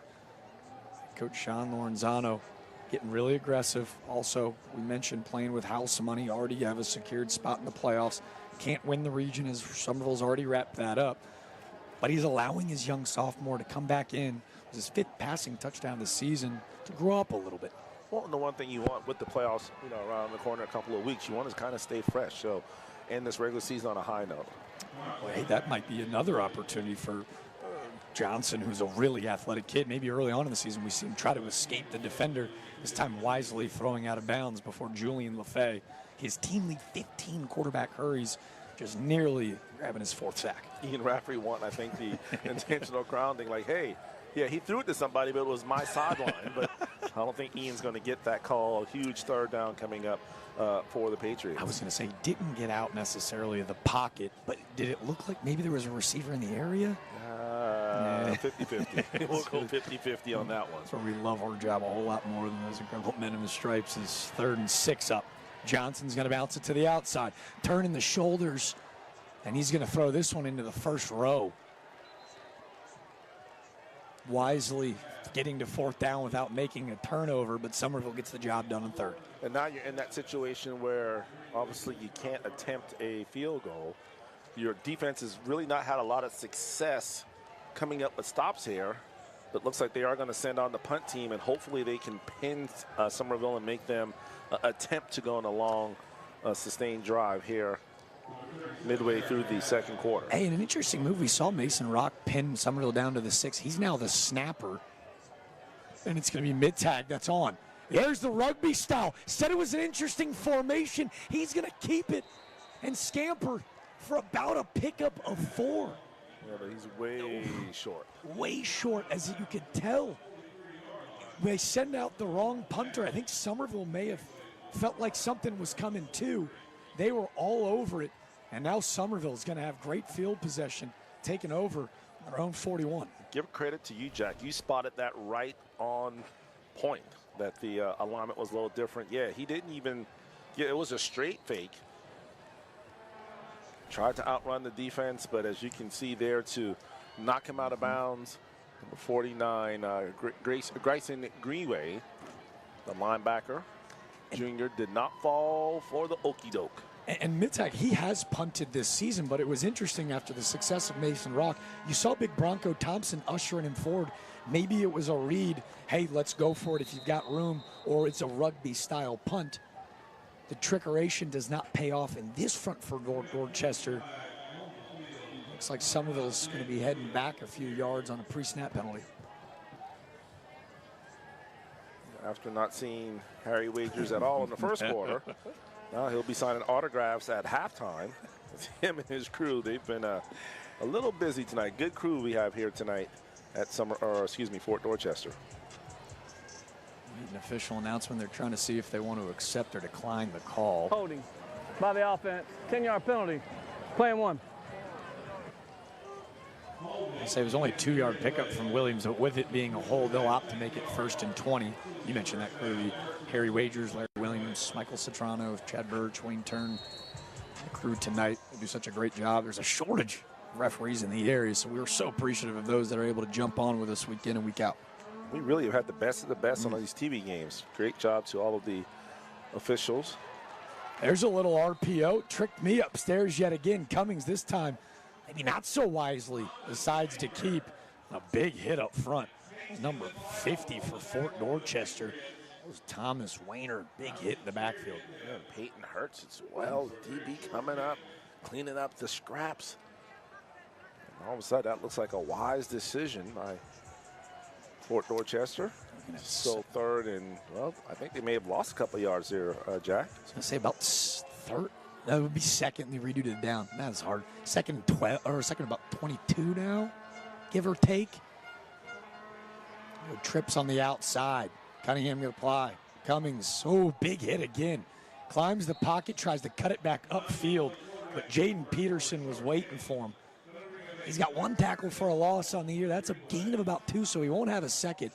But Jaden Cummins is going to be feeling that tomorrow morning. And that's how you tackle. No arm tackle, 2 arms around, bear hug. Did a good job of working from the bottom, spun back, didn't give up on the play, and a nice job by Peterson to get him on the ground. I've been super impressed with the defensive effort so far up front. Sean Warren's on a defensive-minded guy. Malachi Watson, they've stunned him all over the place. He's not going to get credit for the tackle there, but his disruption forces a run. 3rd and long. They go to Williams. Someone say spin cycle. Make a man miss. Beat a man to the corner. He won't be able to do so, as that's a little running back on running back crime. Ryan Campbell, the corner, backside pursuit, chases him down. This is going to be a 3-yard gain. But whoop, Jaden Williams. I think he hit the R1 on the controller and able to spin out of that tackle, and then it was off to the races. Probably not going to outrun Ryan Campbell. No. But, man, talk about a defeat there. 3rd down and long, and you give up a big 1st down run to the Green Wave. Cummings go back to that option. Roe Parson all over him until Cummings says, oh, lowering the shoulder. Dartmouth is bracing themselves. We got to get this guy healthy to the upstate. And he goes, nah, I've been playing like this all year, folks. Jalen White, also assisted by Thomas Waymer on the stop. Again, another eluding of a tackle. I'm sure when the Fort Dorchester defensive coaches look at this film, that will be the story. Missed tackles, missed tackles. We had an opportunity to negate 1st downs, but couldn't do it, and that's another purposely driven 1st down for the Green Wave, who now have entered the Rapid Repairs red zone. I'm sure fans are probably annoyed with me. I'm calling like 1st and 2nd down runs like they're winning the Super Bowl, but that's the style and kind of caliber of plays we've seen tonight. As this time they invite the rush. They dump it off to Williams. Not as prevalent in the pass game. That's just his 7th catch of the year. Give the ball to 9 in open space. Got another 1st down. You see here again, Jalen White with the miss. The blitz coming from Campbell, not able to get there. See, this play should be over right there. The yards after contact are so huge for Somerville tonight. And if Fort Dorchester can't end up winning this game, that will definitely be a stat that they will look at and think to what if they have been able to limit those Yaks. Under 4 to go in the 2nd quarter. They go back to that Wildcat. Jaden Kelly Murray running behind his blockers. It was Williams in motion. They go behind Jamarion Lott and Schlabach up front. But again, another great push up front. Malachi Watson, we've said his name a ton tonight. Big number 90. 4 tackles for a loss on the season. Not sure if that goes for a loss. We'll credit Big 90 with the tackle. How soon before Ian Rafferty and his offensive staff, such great coaches, great offensive minds, where everybody who runs that Wildcat will start doing the Tebow and get those linebackers to kind of move up, and as soon as they do the tight end, boop, and just throw it right over the top for a touchdown. Well, come on. Did we just speak it into existence? We told you with the injury to Keyshawn Washington, a young student athlete that we've fallen in love with his game over the year, out with injury. We see another backup fullback in the game. That's Cooper Gaskins, the junior, in at that H-back spot. Looks like Ian Rafferty is going to call his. Did he get that first time off in the first quarter? I think we're signaling it's his 2nd, and they may not have counted it, but. Yeah, because you look at the scoreboard, it says he's out, so no timeouts left for Somerville. Fort Dorchester with 2. Sorry, 3. I think all 3. But to know that it was a weird spot where it was right before the end of the quarter, looks like they did credit Somerville with that 3rd and final timeout with 3:02 to go in the 2nd. You see Jaden Cummins having a conversation with his head coach, Ian Rafferty. I mean, he got 1 pick on the year. He doesn't do it. You trust him to throw down here, you just run behind your big guys up front. I mean, the kid's going to Dartmouth. He's a smart kid. He's not going to put the ball in harm's way. Hey, Coach, this is what we should do. You want to put Jaden over here, and then put, just put anybody over there, and let's just spread the field out, and I'll just run up the middle and score a touchdown. I don't know, man. We talked about it last week. Moxie, not a one thrown a ton around, but you could see Jaden Cummins has got a ton of moxie. He's already got 2 rushing touchdowns tonight. Do you think he's looking at Coach Raff and going, hey, Javen Williams had 4 the last time we played on Friday. I was like, I'm already halfway there. No, I'm trying to get that trophy at the end of the game. So if you could, call a quarterback draw here, a quarterback keeper. But you're right. I mean, he's such a poised quarterback. Seniors played a lot of football. I mean, the playbook right now is just wide open. You see he's got one-on-one at the top. Can't see who that is up at the top. That's four. That's Jaden Kelly Murray at the top. Skinny post here, a little slant action. You can get to the inside. Let's go in motion. They go to Gaskins. Love it. Go to the big fullback, but even a better tackle by Jackson King. King, the leading tackler for this Fort Dorchester group. That's his 46th tackle of the season, but more importantly, the 5th for a loss. So just trying to really test the waters there. See if they could sneak the big fullback into the end zone. Couldn't do it, so now 3rd down, and I'd have to think, Jack, in the Green Wave mind, they have 2 plays to come up with 4 yards or 5 yards. That was the other backup tight end, big Ethan Woods, a sophomore optioning off the field. They send on ZJ Jenkins. He's a basketball stud. A vert of close to 40 inches is maybe he at the bottom of your screen in a jump ball situation. Right there to 4 in the flats. Murray in motion. That's where his eyes are. Little whip route. Cummings, he's going to bounce it, running his own lineman. Beat a man to the corner. Does he have a pylon tutty? We wait. They announced that knee was just down. Inches is an understatement. Looks like just centimeters. You be the judge at home. Did Cummings just nearly miss his 3rd rushing touchdown of the night? Yeah, wanted to go there. Good job by the Fort, being disciplined with their rush. Another missed tackle for Fort Dorchester that could have ended this play. And let's see, leaps, knee. I think that might be a touchdown. I thought so too, with no replay capabilities. Again, our job far easier, but the vision of Cummings on display. And oof, yeah, we see you, big 1-6. Go ahead and do it to him. Commit Jaden Cummings, his 9th rushing touchdown of the season. But Somerville way on top, a 34-21 lead. Well, they attempted the Somerville shove. Wasn't there, so wisely the smart quarterback play of Cummings just calmly bounced it outside, did not panic. And that's 3 touchdowns for Cummings tonight. He is making sure he leaves his mark on this Somerville-Fort Dorchester rivalry. Well, the snap good from Geit, the hold clean from Kafina. Kelly fires in another PAT. You think about how pivotal that play is, 4th and inches. They mark him down at the 1. And Fort gets the push up front. I don't know if there's another quarterback in the area that has the IQ to go, all right, it's not there, let me just bounce it. Yeah, most of them would try to push their way forward and take that risk of being stopped. But we talked about the heady play. There was nobody on that right side. And you have to think that he probably saw that pre-snap to say, hey, if I need to make anything happen, if I bounce to the right, there should not be anyone there. And he guessed right. So a very impressive first half of the Green Wave that we've seen them put up 35 points here in the first half. It's not a rarity for this offense. This is a group that averages 206 yards per game in the air. How about 223 on the ground? So balanced, so potent. Tonight, a couple big strikes. Jaden Kelly Murray downfield, but the 3 rushing touchdowns of Cummings leads the way. You mentioned that 35-21 lead with 126 fireworks on both sidelines, but you know we're now in a precarious situation where if you're Fort, you go, hey, you played a good half, tough to slow this group down, but with 125 to go, how much do you trust Johnson in this situation with those timeouts to try to go get some points? You know, I try to maybe throw safe passes, you know, maybe a safe pass to Campbell or to any of the wideouts of Fort Dorchester, because what you don't want to do is allow Somerville to come up with a big play or an interception and then be able to capitalize again before the half, considering that Somerville will get the ball to start the second half. So maybe, you know, run a play here, give it to Ryan Campbell, and if he can pick up positive yards, then maybe go for it. But if you can't really get anything of substance on this first play, just take it to the locker room. Well, to your point, they go with maybe the safer option. That's Banks Wickersham, the junior quarterback, slinging it to the outside. Little curl route. He finds Frank Ham, his 5th catch of the season. Well, yards after contact, about a pickup of 8. Nice dart, the 3rd completion of the night from Banks. Jaden Waring on the stop. 1:15. We've seen some big play opportunities from Fort Dorchester tonight offensively. You have to think, if you're Somerville, nothing gets behind you for those safeties. Keep everything in front.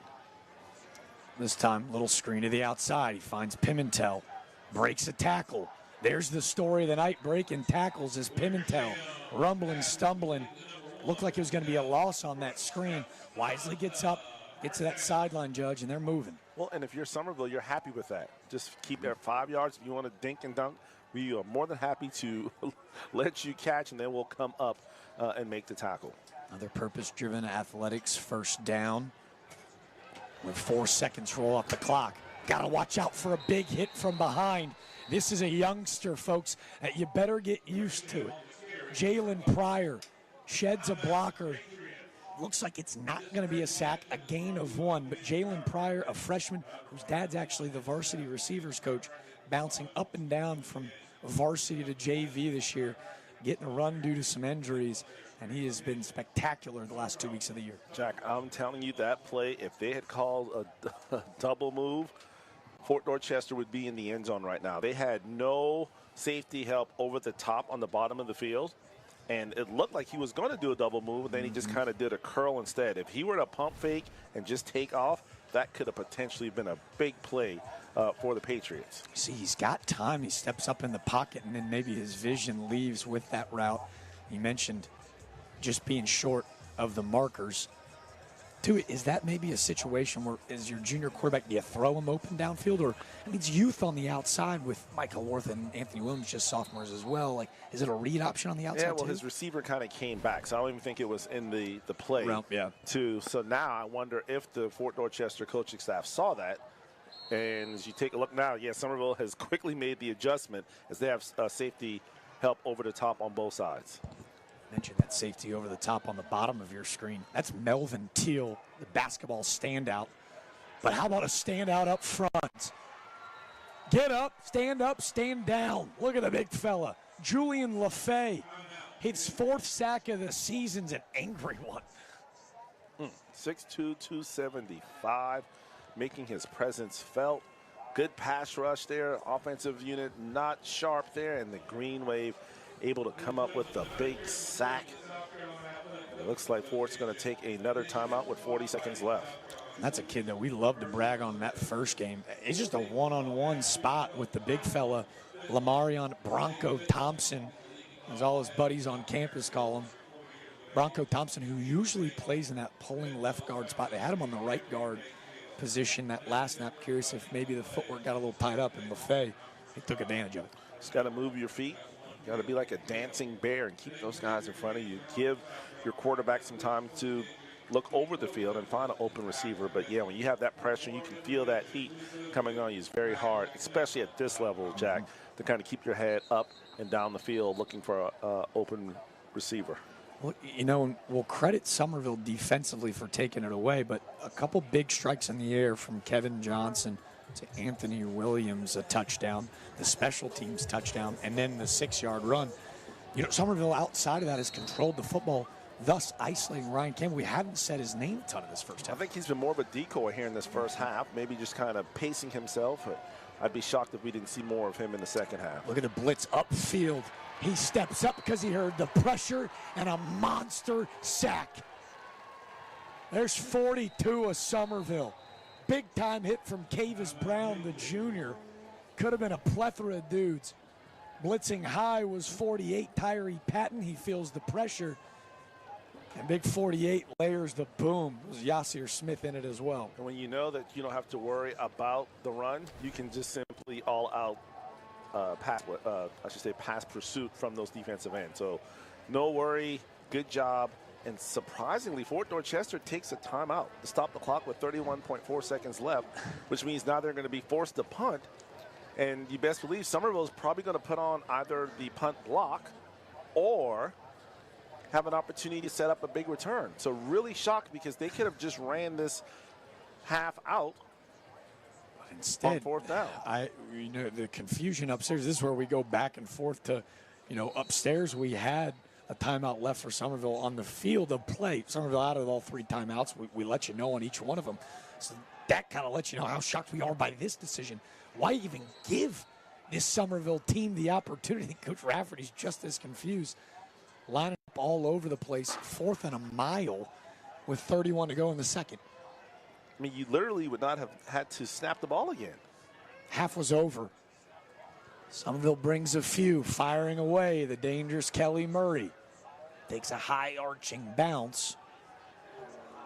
But see, even in that situation, if you're him, you got to come up and catch that ball. Yeah. You don't catch it, you just literally allowed about 10 seconds to come off the clock because he didn't just kind of come up, fair catch. Some crazy decisions here to end the first half. Chestnut checkers, you saw him line up in like a swing gate-esque play from, 80 yards from the goal line. So emptying the bag of tricks, wanted to see how Somerville would read it. And with 16.8 to go in the half, they'll go to an empty set. Receivers all over the field for Cummings.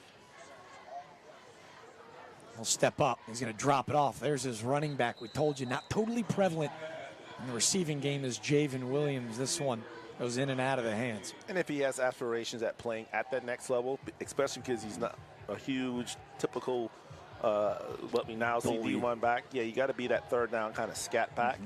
You have to be able to catch the ball out of the backfield. So that's the one area that Williams can continue to improve on. Get on this summer, get on the jugs machine and catch as many balls as he can. Looks like Somerville and take a little knee. Quickly will down it, and that'll end our half. 34-21. We're going to need some water, some hydration. I know you do at home as well, because that was a roller coaster. Special teams touchdowns, fumbles in the red zone. Big 50-yard strike from Kevin Johnson and Anthony Williams. That's how Fort scored 3 times, but Somerville, on the back of 3 rushing touchdowns from Jaden Cummings, a couple big-time plays from Jaden Kelly Murray, gives them a 2-score lead. Exciting first half, a ton of big plays. Both teams, we saw just a little bit of everything. Special teams mishaps, offensive mishaps, defense, but at the end of the half, at least for Somerville, I should say, able to still, despite the big plays that they gave up 34-21. And we laugh upstairs because we've been ready for this segment. With a 2-score lead, we are beyond excited to kick it down to Trooper Bob and head coach Ian Rafferty on his thoughts in the first half. Coach, for majority of the game, it's been a duel, it's been a tug of war, but you're able to take a sizable lead now at halftime. To give us a update as far as what are your... we came out and, I don't know, for some reason had some jitters or whatever. We fumbled the ball. We hadn't been doing real good on special teams, but we settled in. We, finished the half strong, which I'm happy. Our defense is playing great. They got 21 points, but most of that's because of special teams. I was going to ask you about your defense, especially last couple of plays. They're able to get into the backfield to the quarterback. Are you happy with the way they're playing? And what do you want to see more in the second half? Yeah, I'm really happy with the way they're playing. To be honest with you, I just want to see us play better on special teams. I mean, if we'll do that, I think we can take control of this football game. Coach, thank you very much. Best of luck in the second half for you. Guys, I don't think one person has left this field. This place has been loud and it's been packed for the game. I'm looking forward to a good second half here at Fort Dorchester. Fans have been tailgating since close to 4 o'clock. They were excited for this one. Boy, do they get their money's worth. A 35-21 explosion in the first half on Knights Company's front rivals, driven by Cruise Chevrolet. The season, regular season finale, I say. Ooh, we still got a half of football left. Don't go anywhere, though. We got the Climate Makers halftime report right after this short break.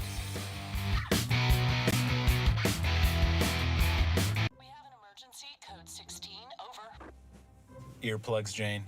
Code 16, malfunctioning smoke detector. How bad could it be? This is malarkey! It's important to check your smoke detectors regularly. A broken detector won't protect you. Still yelling.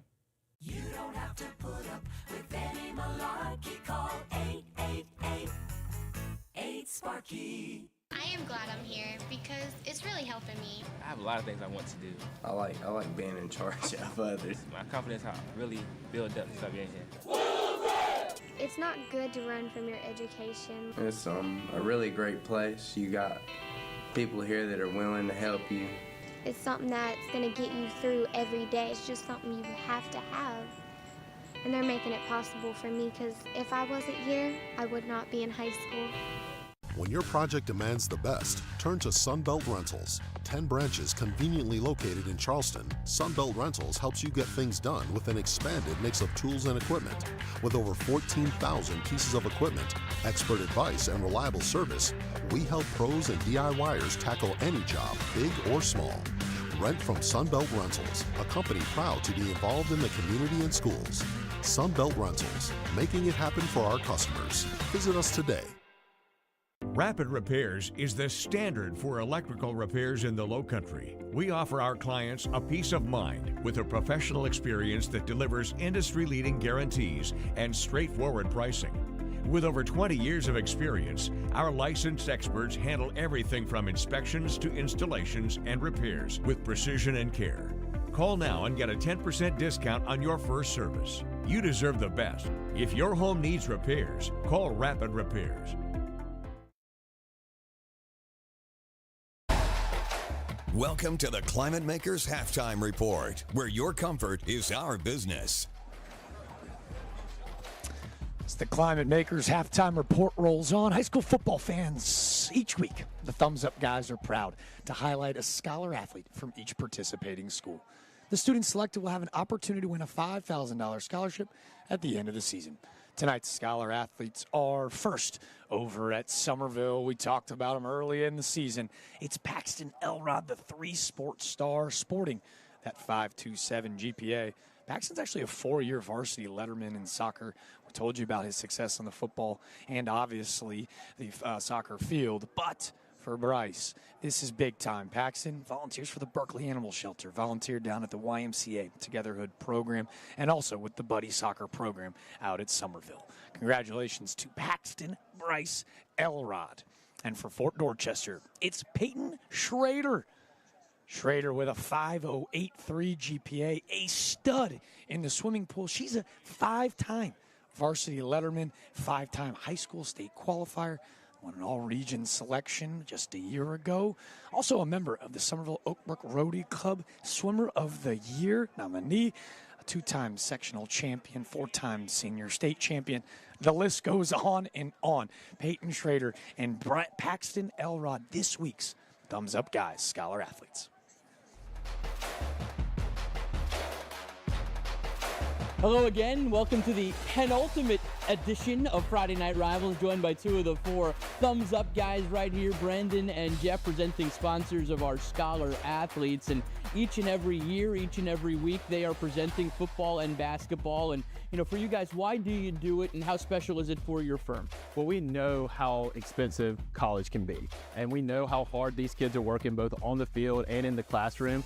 And for them to maybe not be able to do it at the next level just for financial reasons doesn't sit well with us. We want to make sure if somebody wants to go to college, wants to be successful at that next level, they have the resources to do it. Awesome. Brandon, for you, what's going on at the firm these days? Continuing to grow. We've launched our Columbia office, and we're continuing to hire. So it's just been a really, really busy year for us. Continue to make great strides for our clients and for our community. Backpack drives. We're setting up for the Christmas giveaway, so we're going to have bikes and other things this year. So, really excited about what we've got in the pipeline. A whole lot of giving with the Thumbs Up guys, the presenting sponsors of our Scholar Athlete of the Week right here on Friday Night Rivals. We'll be right back with more from the Climate Makers Halftime Report. Climate Makers technicians, dedicated, skilled, and here for you when you need them. For top-notch installation to repairs, you can count on them. The truth is in the stars, and with Climate Makers, your comfort is our business. When I was pulling out of the gas station, another truck ran into me. I saw the reviews for the Thumbs Up guys were great, so I decided to give them a call. They always kept me updated on what's going on. I had nothing to worry. If you've been hurt, call us. We're those Thumbs Up guys. In Charleston, success is worth celebrating. At All American Awards, we help you recognize excellence with custom awards and trophies that truly stand out. Everything from name badges and custom acrylics to sports awards. All American Awards makes it easy for you to honor your company or team's hard work and dedication with high-quality craftsmanship. Let All American Awards help you celebrate success. We are Charleston's choice for quality recognition.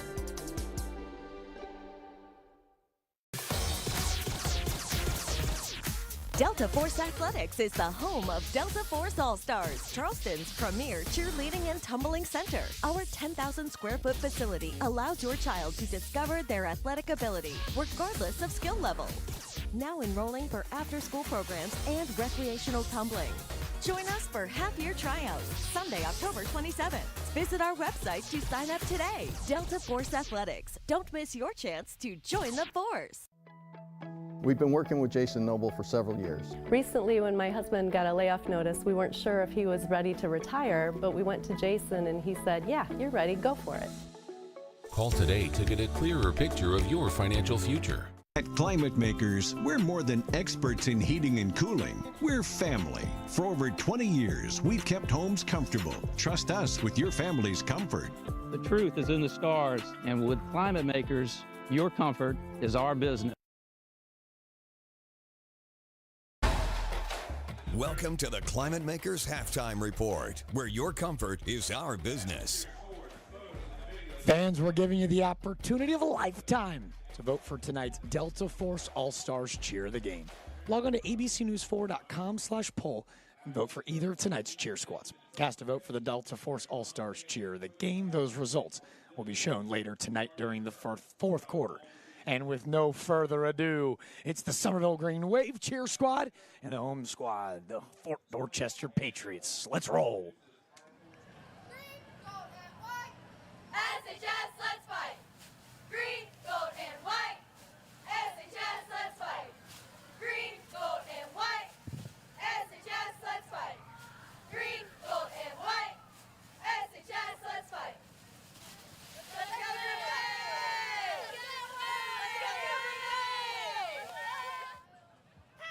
hey, Patriots, go, Big Blue. Hey, Patriots, go, Big Blue. Hey, Patriots, go, Big Blue.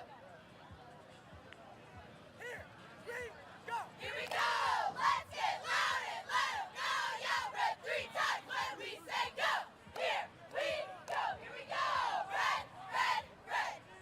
Let's get loud and let 'em know. Yell blue 3 times when we say go. Here we go. Here we go. Blue, blue, blue.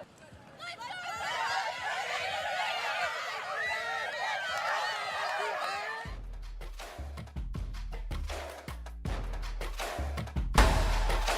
We'll be right back with more from the Climate Makers Halftime Report.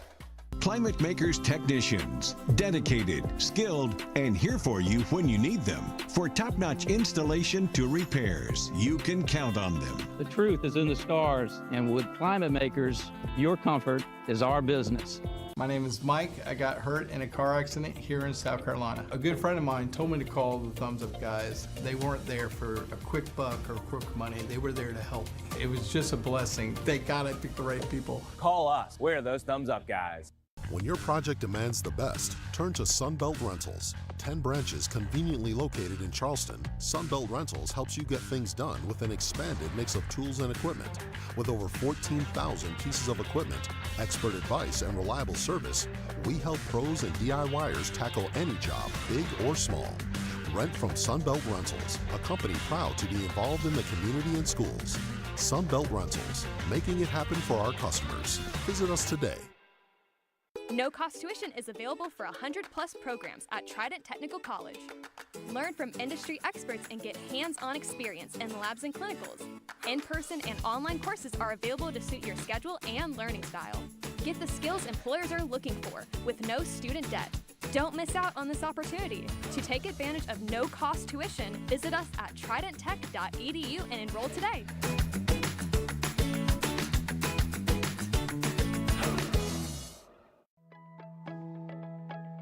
I've been working with Jason Noble for 8 years. As a result, I was able to retire early. I've referred him to several friends and family. I trust him tremendously. Call today to get a clearer picture of your financial future. At Climate Makers, we're more than experts in heating and cooling. We're family. For over 20 years, we've kept homes comfortable. Trust us with your family's comfort.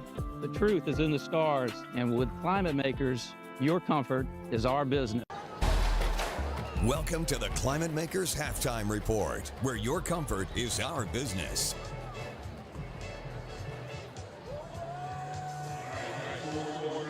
Welcome you back into the Climate Makers Halftime Report. 35-21, the number 3 team in the state of South Carolina, the Somerville Green Wave, flexing with that big-time, high-potent offense. Fort Dorchester with some craziness on their end has made for quite the compelling Knights Company's Friday Night Rivals regular season finale. When we jump into these highlights, it all started with that first 6-yard touchdown run from Campbell. Yeah, anytime your scoring drive is only 6 yards, you know that's a good thing. So the defense able to come up with the turnover, and Fort struck first. That was Campbell's 13th total touchdown of the season, but come on. Jaden Cummings was trying to match Javen Williams from a few weeks ago. 3 rushing touchdowns in the first half, little stutter step. His vision's been really impressive tonight. Yeah, he's been able to throw it, but he's done most of his damage on the ground, as you see right here on this 2-point conversion. He's really just done it all, and we've seen that all season long from Jaden Cummings. Well, vision, maybe none better than from number 4, Jalen White. They even tried kicking away from Ryan Campbell, still to no avail. Pooch to the crib. Jalen White, his first varsity touchdown on senior night was poetic, but don't celebrate for too long. It was a 68-yard strike, the longest from scrimmage from Cummings this year, to JKM, Jaden Kelly Murray. It's almost like these defenses, as soon as you kind of sit down, get a drink of water, then it's time to go back on the field. And that's exactly what Fort Dorchester did. Johnson to Williams, sophomore to sophomore, a bright future. It was a big-time bomb right in the breadbasket. But again, Somerville wasting no times. Go ahead, he's going to count it for you. For Tree. Yeah, basketball season is upon us. Highlights come to a conclusion. We roll them right into tonight's Southeastern Spine Institute stat update, helping hurt people of all ages get back to their active lives. Our statistician tonight had to stay active. He was busy. Well, and as you heard Ian Rafferty say, I mean, the defense from Somerville has been elite tonight. I mean, only giving up 87 yards, and you think, well, gosh, how do they have 21 points if they only have 87 yards? Well, the one drive was 6 plays, and then, of course, special teams did the other. So, yeah, to be able to have that type of dominance on the stat sheet in terms of total yards, defense, we talked about it, balancing act. Good job by Somerville here tonight. Yeah, you can see, obviously, the balanced offensive attack of Somerville, but Fort Dorchester giving them a run for their money. So we're going to send it down to the third member of our crew, Trooper Bob, who's with first-year head coach John Lorenzano. Hey, Coach, thanks for taking time out with us. You just walked over here talking to your team. What was your message to them during halftime? Well, I'm just, it's a game. We came to fight. This is our house. We came to protect our house. They're undefeated. They're having a great season. We're playing good ball. We're strong. But we came to play, and we're going to finish this game strong. We're going to finish this game in the fourth quarter like we've done all year. We fought hard in many games. We've come back in many games, and that's the message. I agree, Coach. Tough game. A lot of time left on this clock. What do you want to see more in the second half? We've got to run the ball more effectively. We've got to run the ball. They've obviously game plan for Ryan Campbell. We've come up with some stuff. We're going to try to get the ball in his hands. Try to get the ball in our receivers' hands too. Try to open it up so that we can run the ball with Ryan a little bit more effectively. Best of luck in the second half, Coach. Thank you very much for your time. All right, the teams are warming up. We got some old school music playing. We're going to watch some good football here at Fort Dorchester coming up. Send it back to you guys. Come on, doesn't he fire you up? He's got Trooper Bob. You see, big enough to go play with him. Put some pads on Trooper Bob. Ready to go. A 14-point deficit at the half. First-year head coach John Lorenzano said, we're going to protect this house. Well, don't go anywhere. We're going to welcome you back into the house at Fort Dorchester and Steve LaPrade Field after our final break of the Climate Makers Halftime Report. We'll be right back with more from the Climate Makers Halftime Report. Local news you can trust. Working for you weeknights on News 4. Climate Makers technicians, dedicated, skilled, and here for you when you need them. For top-notch installation to repairs, you can count on them. The truth is in the stars, and with Climate Makers, your comfort is our business. Delta Force Athletics is the home of Delta Force All-Stars, Charleston's premier cheerleading and tumbling center. Our 10,000 square foot facility allows your child to discover their athletic ability, regardless of skill level. Now enrolling for after-school programs and recreational tumbling. Join us for half-year tryouts, Sunday, October 27th. Visit our website to sign up today. Delta Force Athletics. Don't miss your chance to join the Force. No-cost tuition is available for 100+ programs at Trident Technical College. Learn from industry experts and get hands-on experience in labs and clinicals, and suit your schedule and learning style. Get the skills employers are looking for with no student debt. Don't miss out on this opportunity. To take advantage of no-cost tuition, visit us at tridenttech.edu and enroll today.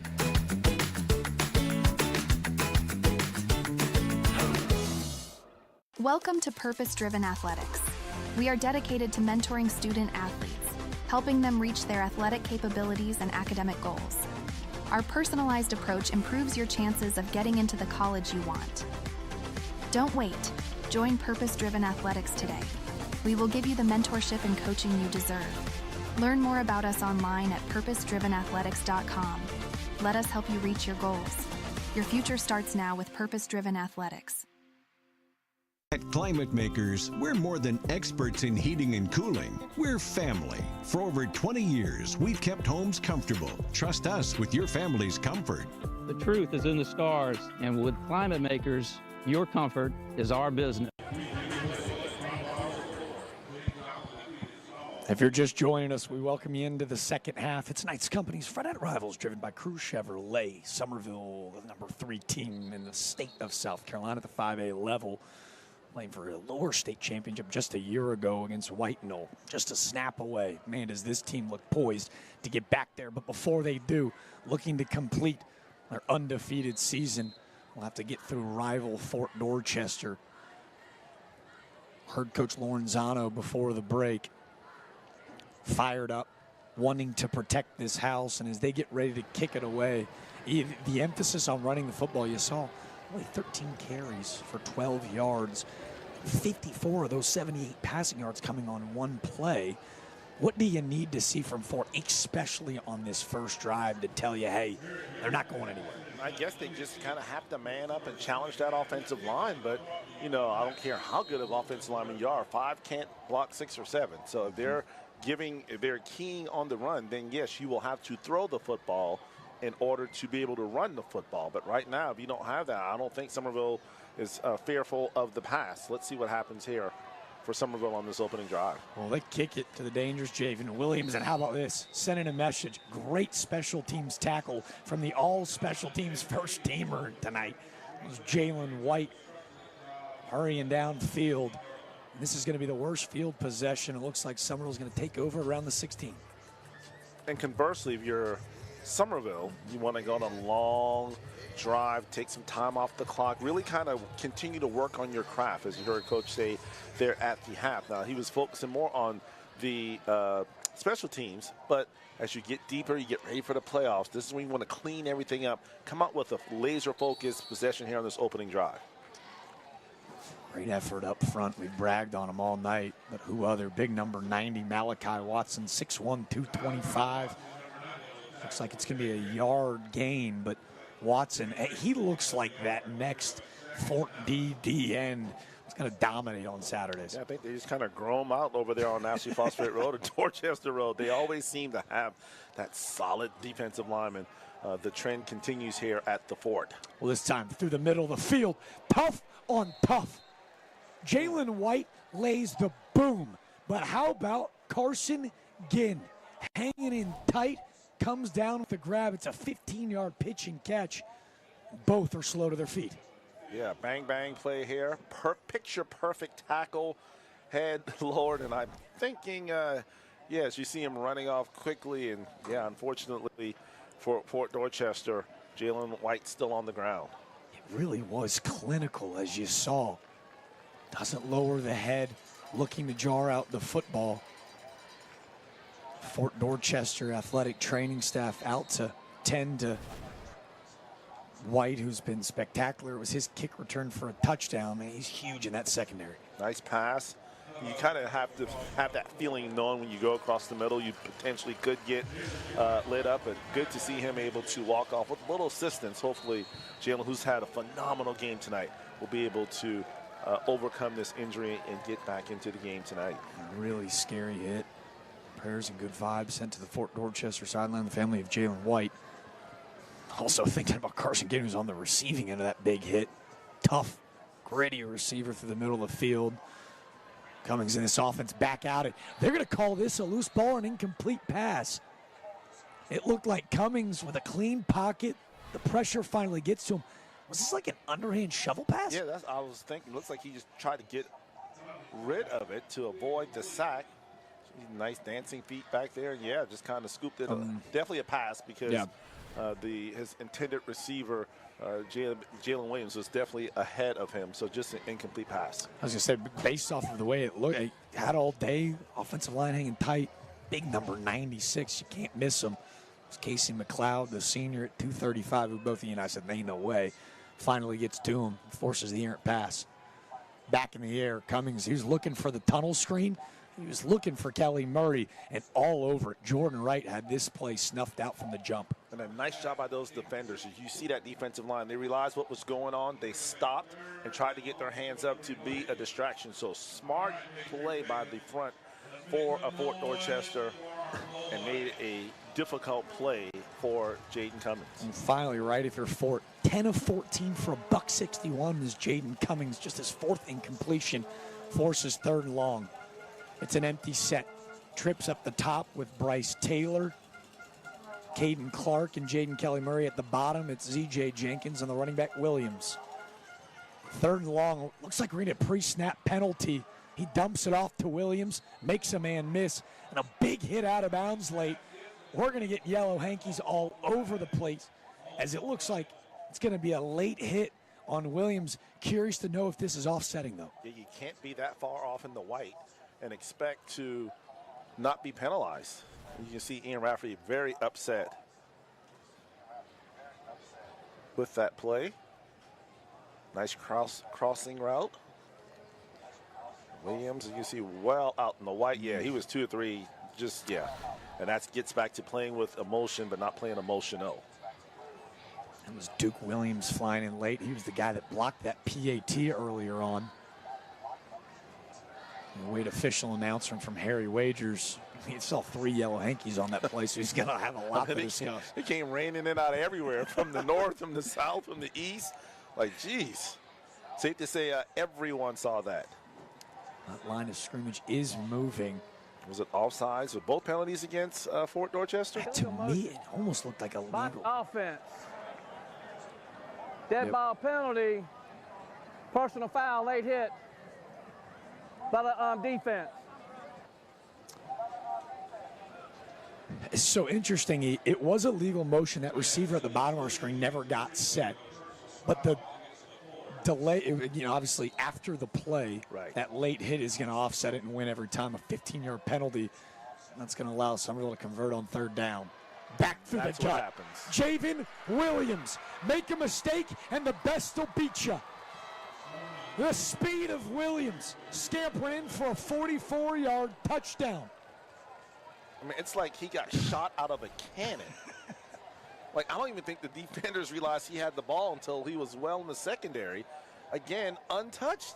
The blocking by this offensive line of Somerville has been absolutely elite, opening massive holes for Williams or Cummings. And these guys, I mean, look at those white jerseys. Like, they don't even have to wash them tonight. What a job by the Green Wave offensive line. Pristine. Javens Williams, 6th touchdown on the Friday Night Rivals schedule, his 8th on the year. And we're going for 2, folks. Murray and the Wildcat. I called it. The T-ball jump pass, and look who's on the receiving end. The big guy, Yasir Smith. Someone get this guy a coaching job. Everett Durman called it quarters ago. He called it weeks ago. Jaden Kelly Murray. There's the player comp. As we await an official announcement, did we get beat or is this going to stand? Looks like everyone's walking off the field, so it's going to stand, yeah. Looks like maybe a sideline warning, as you can see from Harry Wagers. But to your point, you said Ryan Campbell got that Reggie Bush speed. Jaden Kelly Murray, he does it all. I think he's Booby Come on, Boobie Miles from Fire Rivals. He can run it, he can catch it, and he can pass too. 3-score lead for the Wave. You've got a friend in the car business. No payment till March at Cruise Chevy on Rivers. Choose your new Chevy or certified pre-owned and have no payment till March with approved credit. Together, let's drive. Details at cruisechevrolet.com. Ever wonder what it's like to work at Knight's Companies? It's more than just a job, it's family. Here, you're not just another employee. You're a valued member of a team dedicated to excellence and innovation in concrete construction. We're united by our passion for building the future together. Join us at Knight's Companies, where your career thrives in an environment that values people, integrity, leadership, and excellence. Discover why our team is at the heart of everything we build. You've got a friend in the car business. New Chevy trucks and SUVs, no payment till March. Certified pre-owned and used vehicles too. Cruise Chevy is Charleston's choice for best domestic dealer 9 years in a row. Together, let's. A 43-21 lead for Somerville. The T-Boat jump pass gives them that 22-point lead from Jaden Kelly Murray to Yasir Smith. We take another look in our Sunbelt Rental Scissor Lift. Let's check in with our guy Tim. Let's see what he's got for us upstairs. Is that a rubber chicken? What does he have in his hand? I know we saw the fish earlier in this one. He's just starting to cook, folks. I think it's a parrot. Yep. I think it's a parrot. I think he's going fishing. Meanwhile, all of the kids under the Sunbelt Rentals Scissor Lift are like, what is that old man doing up there with the fish in his mouth? Oh, my God. I think it might be alive. He got hungry. How could – I mean, look, he braves it up there. All 3 quarters were so thankful for Sunbelt for allowing and providing the Scissor Lift all season long. But do you think Uber Eats will provide some food so that's a good call. Tim doesn't snack on live fish? A nice, good question. The ball's going to be muffed by Ryan Campbell. Much better special teams effort, as you can see. He's a standout on the hardwood. He's missed most of the season due to injury early on. Fired up, big number 12. He's a captain for that basketball team. And David Long, Mel Teal with a huge hit. Coach Ian Sidney needs see some special teams effort. Call upon Mel Teal. 6'2", 215. He's a baller on the court and looks like he's a football player on the field. First one down, introduce myself. My name is Melvin with the hit on special teams. Man, it's my first real game ever. Friday Night Rivals, so thankful to the Sinclair crew, was a Somerville Goose Creek basketball game. There was a young freshman point guard by the name of Mel Teal. And I go, that guy looks like he could play football on Saturdays tomorrow. Just a freshman. See the progression and maturation of Mel Teal's game, so thankful he's going to take his talents down to Flagler College, where he'll play point guard. Really bright future for 12 as Fort Dorchester will take over and look to pull a little momentum back on that home sideline. Yeah, down by 22 right now. Still plenty of football left to be played, but you got to think that sense of urgency. You don't want to, obviously go on these long time-consuming drives, but you don't have to start taking shots. But, yeah, you have to make every, that was almost a disaster. Make the most of every possession here, and already a third down coming up for the Patriots. You guys want to see something also really scary? 6', 245. Yeah, that's another freshman making his first varsity start. J.J. Swat-esque, the pass deflection. That's DeMarcus King. Just getting in those passing lanes. If you can't get to the quarterback, stop, jump, and make them throw around those hands. Good job by the freshman. Oh, 6', 245 as a freshman? What do they eat up in Somerville? I don't know, but they are eating in the backfield. He said he was impressed with the defense. Nowhere to go for the sensational running back Ryan Campbell. It was a whole flurry of dudes. It looked like they were led by the linebacker Joshua Williams. Yeah, that's the old traditional roll call at the football. A lot of chirping going on right now, as you can imagine. Probably some frustration starting to set in for Fort Dorchester. Both teams have to keep their composure. You don't want this thing to, obviously get out of hand. So just play clean football. Just give it your best and leave it on the field. I've seen some crazy, especially with the speed of Campbell's rugby style end over for Middig. And how about his punt? Backed all the way up. Murray will catch, and he'll run by a flurry of defenders. Looked like it was going to be a net gain of close to 50 yards for Eric Middag. And then Jaden Kelly Murray heard you, came up and got this one. Wise decision by him, because had he let that ball roll, it could have gone for at least another 10 or 15 yards down the field. We're going to roll right into our break here at the 9:06 mark. 43-21 Somerville. Here comes that offense heading back out, trying to add to that 22-point lead. My name is Mike. I got hurt in a car accident here in South Carolina. I saw the reviews for the Thumbs Up guys were great, so I decided to give them a call. They were there to help me. I had nothing to worry about. It was just a blessing. Thank God I picked the right people. We're those Thumbs Up guys. Welcome to Purpose Driven Athletics. We are dedicated to mentoring student athletes, helping them reach their athletic capabilities and academic goals. Our personalized approach improves your chances of getting into the college you want. Don't wait. Join Purpose Driven Athletics today. We will give you the mentorship and coaching you deserve. Learn more about us online at purposedrivenathletics.com. Let us help you reach your goals. Your future starts now with Purpose Driven Athletics. I've been working with Jason Noble since he was referred by a friend. He's helped me so much on my retirement journey that now I have no financial worries at all. Call today to get a clearer picture of your financial future. As we welcome you back into Steve LaPrade Field, it's Knights Company's Friday Night Rivals, driven by Crew Chevrolet. Somerville with a 43-21 lead to this point. So go ahead, come on. We saw the youth here at Fort Dorchester. They actually ran onto the field with the team at the beginning of this one. That was pretty cool. Oh, it was awesome. Little Fort Dorchester Patriots. Hey, you want to see who's going to be playing on CBS on Saturdays in just a decade? We might be looking at the next two. Fort has sent a ton of their student athletes to play collegiate football, basketball, baseball across the board. Maybe on Friday Night Rivals in the next 5 or 6 I was years. going to say, well, we talked about all these freshmen. Not sure how old those youngsters are. It might even be 3 or 4 years at this point. That's if, Mary Margaret and the team at ABC News 4 keeps us around. Our contract negotiations will begin abruptly as soon as this season ends. Is that right? Well, how about this? Taking no time, wasting no time. Blanketed coverage on the outside. It was Jordan Wright all over Jaden Kelly Murray. And I called that during the timeout. I'm like, he's trying to take a shot. But see, in those situations, that's when you got to hit him with the old flea flicker. Like, give the impression that you're going to run, and then stop, and you toss it back to Jaden Cummins and have your wide receiver streaking down the field. But good job by Fort Dorchester and the defensive secondary not losing its discipline and getting caught looking in the backfield. Knew it was coming. 2nd and 10 with 9 to go. DJ Grant in the backfield, take the handoff, push forward for about a gain of 5. Look at that big offensive line pushing forward. Like, if you notice on every play, Jack, that offensive line, the initial line of scrimmage, now that we're going right to left for Somerville, once the play starts, it's immediately going towards the left. Yep. I mean, they are just dominating the trenches. Pushing big up front. Big thumbs up to that Somerville offensive line, like that big thumbs up during our fan cam, brought to you by the Thumbs Up guys. Want to say thank you to them. Proud sponsor of our Athlete of the Week as well. As you saw, so many student athletes we'd had the opportunity to brag on this year. And we have bragged on this officiating crew as after a pristine first quarter, they've been busy since. They're definitely getting their steps in tonight.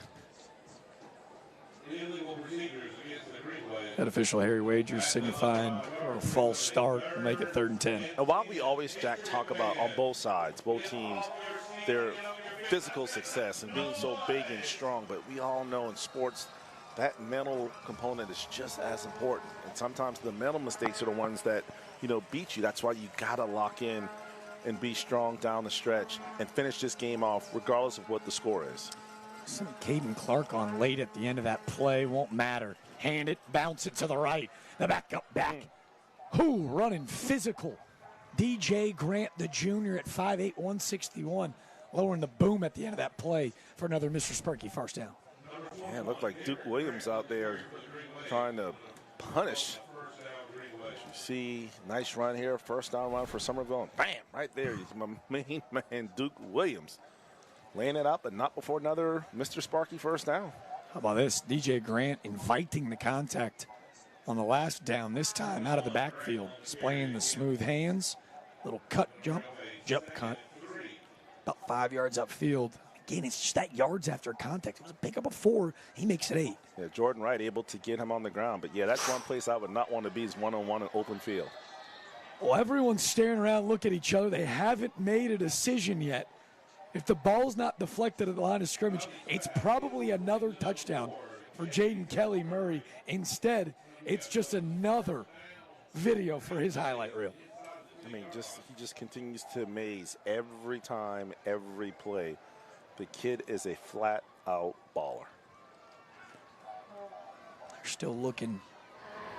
One thing that definitely doesn't need rapid repairs, the Somerville offense. They seem to be working just fine. Go back to Grant.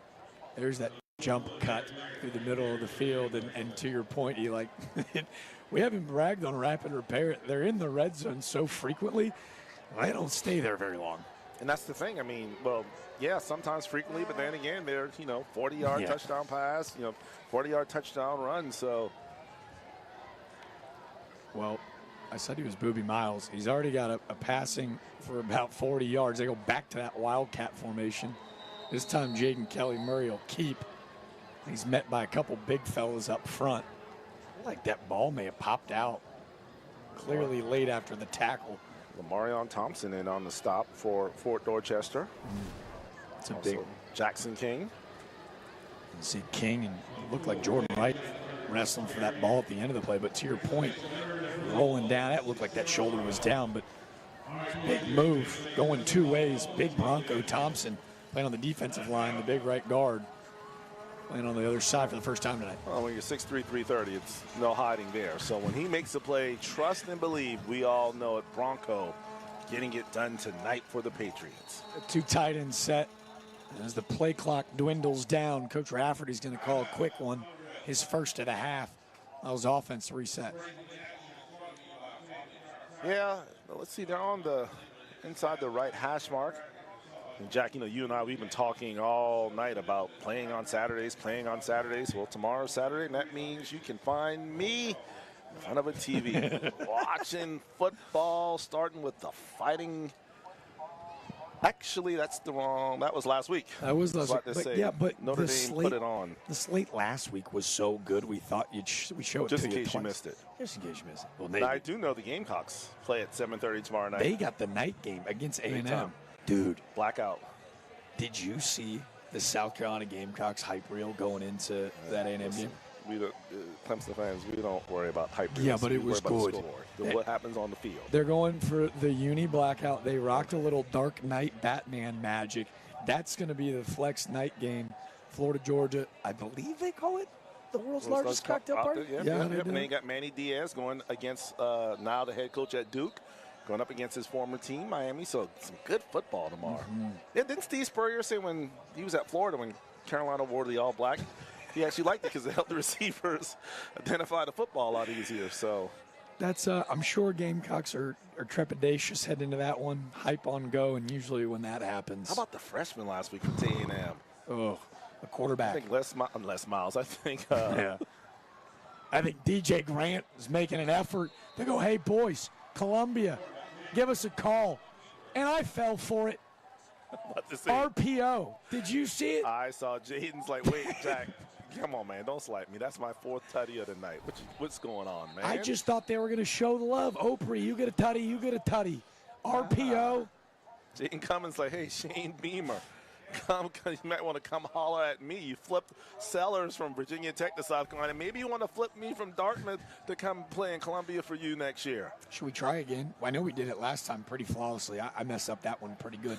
Javen Williams in his first Friday Night Rivals debut. He goes 4 touchdowns on the ground. In Cummings tonight, not 1. Not 2. Not 3. But 4. 4 touchdowns on the ground for Jaden Cummings. He came in tonight with 6. Make it 10 on the season. Well, now he's got 23 in the air, 10 on the ground for a grand total of, you said it at home, folks, 33 total touchdowns for the senior quarterback. Man's just dying to talk to Trooper Bob. At the end of the game, he wants that trophy. Jaden Cummings came in tonight with a 135 QBR. Tonight he's 13 of 18 for a $189, a touchdown, a long of 68 to Jaden Kelly Murray. Oh, and a ho-hum, 11 for 78 on the ground and 4 touchdowns. That's a safe bet that Trooper Bob is going to be handing that Friday Night Rivals trophy, brought to you by All-American Awards. Big number 16. It looked like we had an injured Patriot being carried off the field. Not sure who that was. It looked like for a second. How about this? This is going to be a shot heard around the world. This is coaching at its finest. It's like Duke Williams. That's Duke Williams, who we saw block that PAT, struggling to get to his feet, not able to put any pressure on that right ankle. Man, we're working to get a name for you. The assistant coach coming out, quite literally carrying off the field. The beauty of high school sports is Kelly extends the lead. Hope the injury to Williams is not substantial.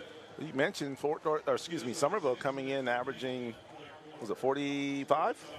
48 points a game? 47.8 points per game. So they're at 50 now. Still 6 minutes left. The way this offense has been tonight, you almost feel like, Fort, they put up a valiant fight. But just in the end, this Somerville team, man, I mean, it's just like back after back. And then you got Jaden Cummins. And then you obviously got wide receivers, just playmakers. And, it's just, it's just a machine. It's so funny, too. I know I joked that I missed. I really did believe they gave it to Grant on that carry. But how many times has he tricked us tonight on that RPO speed option? And, again, we're not even saying that adjustment hasn't been made on that Fort Dorchester defensive side, but because of all the weapons, who do you defend if you're going up against the Somerville offense? It's kind of like pick your poison. When you take away one thing, that exposes something else. So, when you have that flexibility and the versatility that this Somerville offense has, it's darn near impossible to stop the Green Wave. 50-21 with 6:04 to go. This kickoff brought to you by Knights Companies. This time he fires away a substantial lead, so we'll get to see Ryan Campbell the ball in open space. He's got a hole on the right side. Oh, and a shoestring tackle. I got to be honest, 30 yards away, that's a touchdown-saving tackle from Cooper Gaskins. As he's got some extracurriculars on the Fort Dorchester sidelines. But how about this tackle by Gaskins? Yeah, you're right about that. If he does not, is it a shoestring tackle here? Is he just dove at his ankles? Had he not been able to come up with that tackle, you best believe that probably would have been a house call for Ryan Campbell, who just every time he touches the football, good things seem to happen.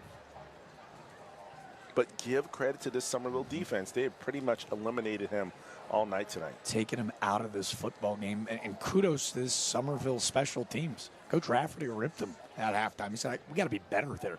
We're going to win a state championship. That's their goal. Got to be better at that position. They have been in the second half. Piling forward is Cam Maxwell, the bowling ball running back at 5'9", 215. His first attempt, gain of about 6. Kind of low center of gravity, low to the ground. He does a nice job of turning those legs, not giving up on the play. And if you're in Fort Dorchester right now, despite what the score is, you just want to continue to execute.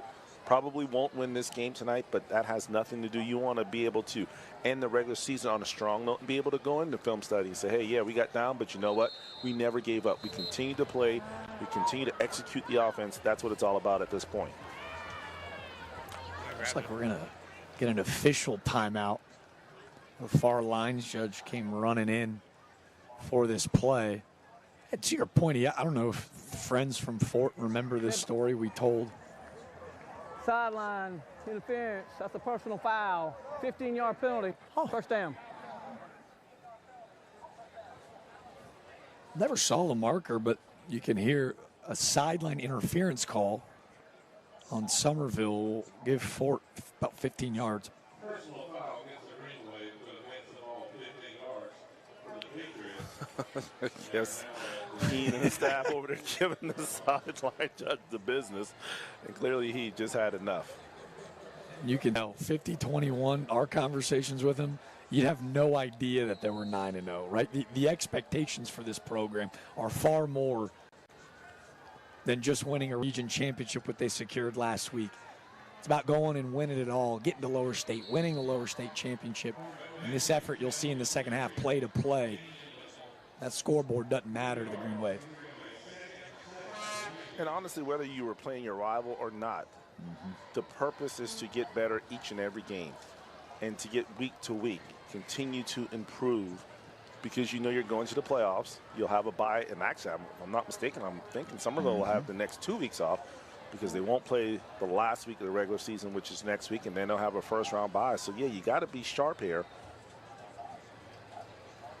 Ooh, errant snap. Nice hands from the College of Charleston baseball commit Banks Wickersham. He hands it off in an 8-yard plunge with 4:30 to go. We're going to send it down to the third member of our crew, Trooper Bob.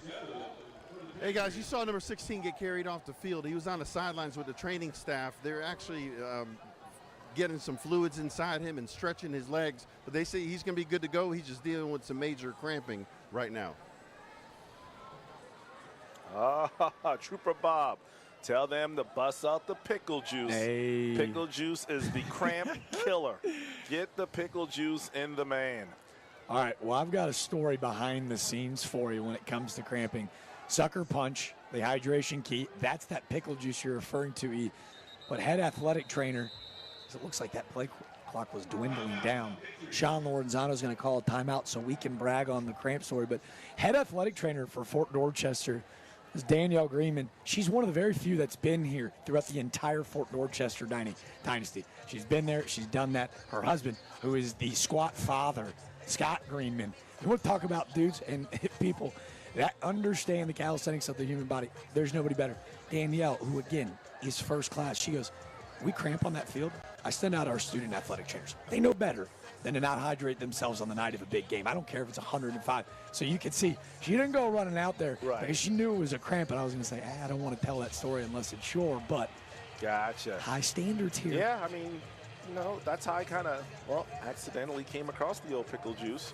We'll talk about, of course, Scott Eisberg and Webb Wright probably drink pickle juice because they have to be elite at 11:05 on our Friday Night Rivals scoreboard show. So make sure you tune into those two afterwards.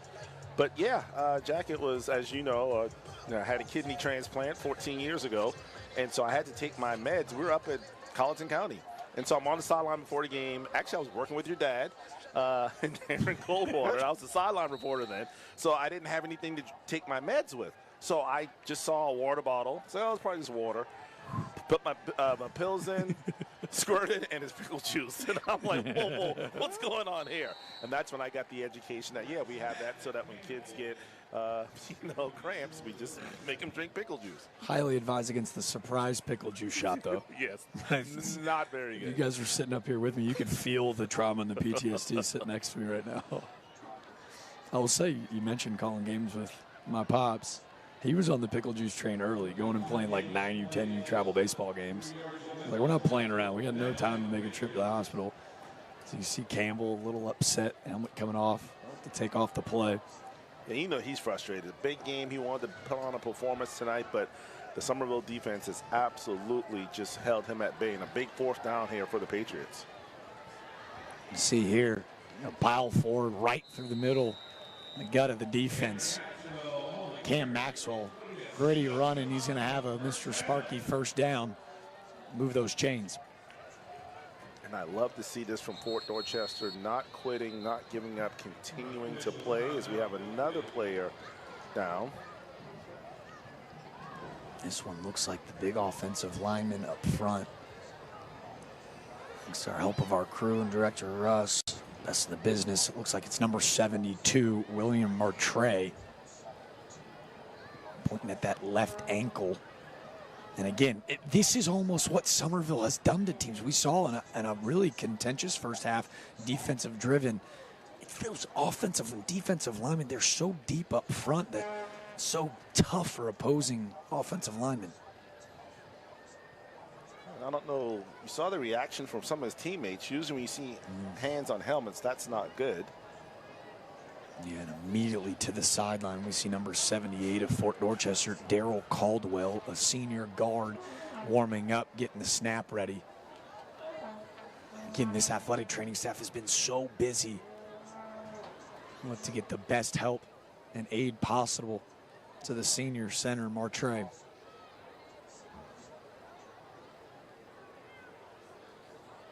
We always hate this, too, on senior night. This time we'll get to play in front of these home fans.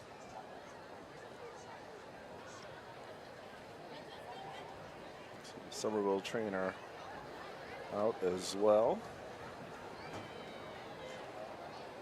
I'm go with that. Probably being Corey Magwood. Excuse me, that's the athletic director. And strength coordinator, too, as we await for more aid. Fallen center William Martre. Thoughts and prayers go out to he and his family. We're going to take a break down there with him on the field. 2:52 to go in the third quarter. We'll be back after this injury timeout. What do we got? Code 94, circuit breaker. Let's break it down. Susie's got dance recital, Kevin has midterms, Dan's trying to watch the game, and I'm just trying to make dinner. Kevin! Flip the breaker! We should take a look at that breaker. Relieved of duty. You don't have to put up with any malarkey. Call 888-8-SPARKY. Is your child struggling in school? Do you know a child 16 to 19 years of age who has dropped out, lacks discipline, or is on a destructive path? Then give the Will Lou Gray Opportunity School a try. The military-style school provides an alternative education to young adults in need of a second chance by offering academic instruction by state-certified teachers and job-based training. Students live on campus during the 14-week program, which is virtually free. For more information, call us or visit willlougray.org. You only have one back, and I believe you should go to the very best. And the state-of-the-art procedure that they use, it's so non-invasive. That's all I needed was an injection, and it's been several months and I've been pain-free. When we got there and we saw so many people, I'm thinking to myself, this must be the answer. In pain, we have everything you need under one. When your project demands the best, turn to Sunbelt Rentals. 10 branches conveniently located in Charleston, Sunbelt Rentals helps you get things done with an expanded mix of tools and equipment. With over 14,000 pieces of equipment, expert advice, and reliable service, we help pros and DIYers tackle any job, big or small. Rent from Sunbelt Rentals, a company proud to be involved in the community and schools. Sunbelt Rentals, making it happen for our customers. Visit us today.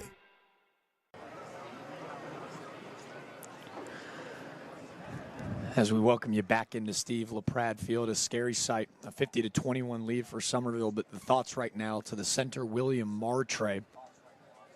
It's an extended stay as we welcome you back in, that injury timeout, and both athletic training staffs are tending to Martre. You know, we talked about the cramping earlier, but before we saw it, Danielle Greenman, the head athletic trainer, one of the best in the entire business, taking a cart because of another injured Fort Dorchester Patriot. She sprints onto the scene, and this is where, again, player safety at the immediate forefront, or the likes of Scott Little, the head athletic trainer over at Somerville, and the head athletic trainer here at Fort Dorchester, Danielle Greenman, become so pivotal in these scary moments for the senior center, William Martre. He is in spectacular hands, but as you can see, they are putting him on the stretcher. Looks like a lower left injury. It's not going to show you a replay at home, but as they get him up to the cart, standing ovation from both sidelines. Yeah, you hate to see this. Young man's played an outstanding game tonight. And like you said, yeah, it looks like obviously they have the air cast on his left leg. So good to see at least he's coherent. Yep. He knows what's going on. There's Danielle in the blue, blonde, putting the bag on her shoulder. So, yeah, she's been busy tonight for sure. Just one of those tough physical games.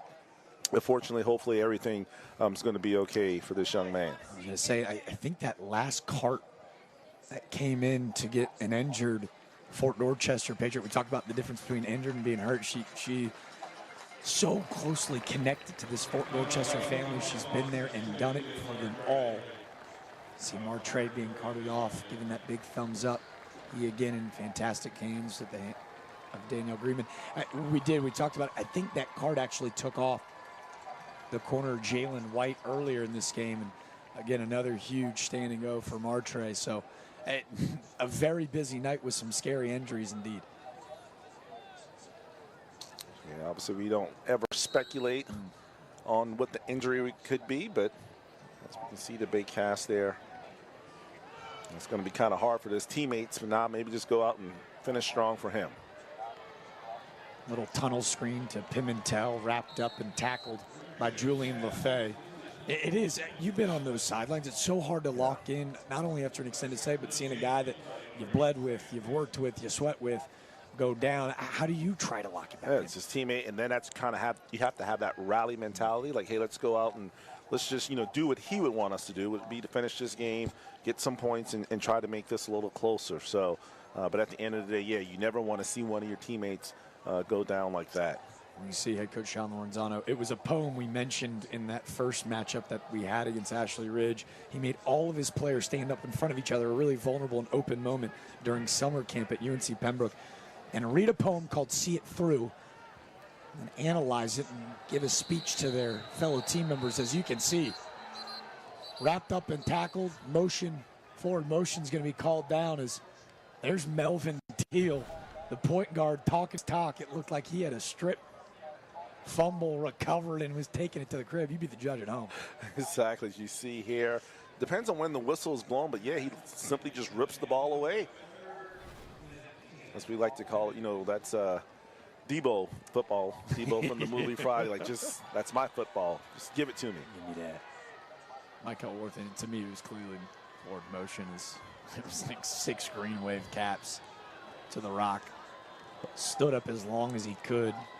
Forced 3rd and 10. Bunch receivers at the bottom. Banks escapes the pocket and nowhere to go. And his first varsity start. Big number 90, DeMarcus King, has got his first ever varsity sack.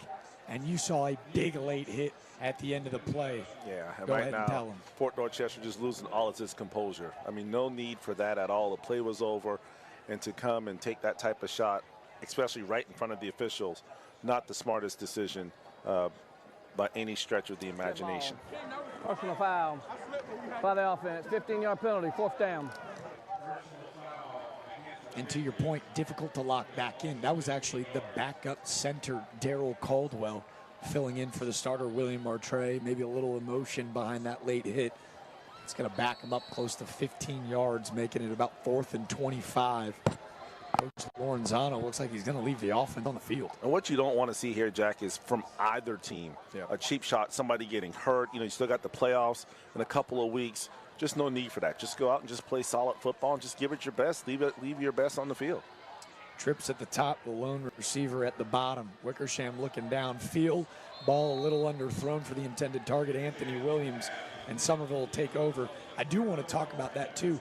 A potential 2-week bye with the Hurricane and South Carolina High School League allowing for a lot of their teams to extend it if they weren't able to get that game in during that Hurricane week. Somerville's actually going to get the bye, and being the #1 seed in the lower state, they'll get a second bye. The last thing that you need is a player to get thrown out of this ball game. You got 2 weeks to potentially come back at full strength. It's huge for Somerville. Exactly. And some teams elected to put their game off a week so they wouldn't have a 2-week lull. But Somerville and Fort deciding to play tonight. Big hit on the outside by Ryan Campbell, laying the boom. This time it was DJ Grant. Trying to kick it down. Under a minute to go in the 3rd quarter to the 3rd member of our crew, Trooper Bob. See if he's got a little injury update for us. Bob? Hey, guys, I checked with the training staff. The gentleman that was carted off the field, he's actually headed to the hospital with a leg injury. They also had that other player I told you about that was cramping up. And then they have another player that's dealing with a concussion right now. So our thoughts and prayers are definitely on the Fort Dorchester side with everything they're dealing with here. Yep. Bob, with fantastic reporting on the sideline. We mentioned the cramp to number 16, Duke Williams, and we talked about, hey, obviously they have a standard here between all the coaches that have run through, hey, we got to prepare ourselves to the best of their ability. That's why institute is in place. What we didn't go back and check was that big hit that Jalen White sustained with Carson again across the middle of the field. Such a scary play. Jalen White in concussion protocol, doubtful to return. And again, on brand on theme, again, another Fort Dorchester injured player. And, when we talked to Ian before the Somerville game, Coach Rafferty, he mentioned about just the improved strength and conditioning of the football players, the work that they put in the weight room so that way they can finish games. They can finish a season. It is a long season. And, right now, Somerville, I don't think we've had any Somerville players, injured tonight. You just look, I'm just so used to looking on the Fort Dorchester sideline and seeing just waves of numbers. Waves and waves. Yep. And right now you just don't see that. So you have to wonder, Jack, some of these guys having to play both ways if it's starting to catch up with them. And that's why we're seeing some of these injuries. We'll talk about one of the best two-way players in the area, Ryan Campbell, slow to his feet. He was in on the tackle, but it looked like he was working with maybe a cramp of his own. That's what we hope. As you can see, looks like that might be Ryan Campbell's mom on the sideline with him. Up in the jersey and the shirt. He's upset with himself, not the night that he anticipated. But again, that was something that Coach Rafferty had mentioned. Corey Magwood, their strength coordinator, he says is one of the best, not just in the state, in the entire Southeast across high school football. He goes, we got our guys lifting heavy and running sprints daily. Don't matter that we're in the heat of our season. You're starting to see a little fight from that Fort defensive front. Savon Garrett in the backfield.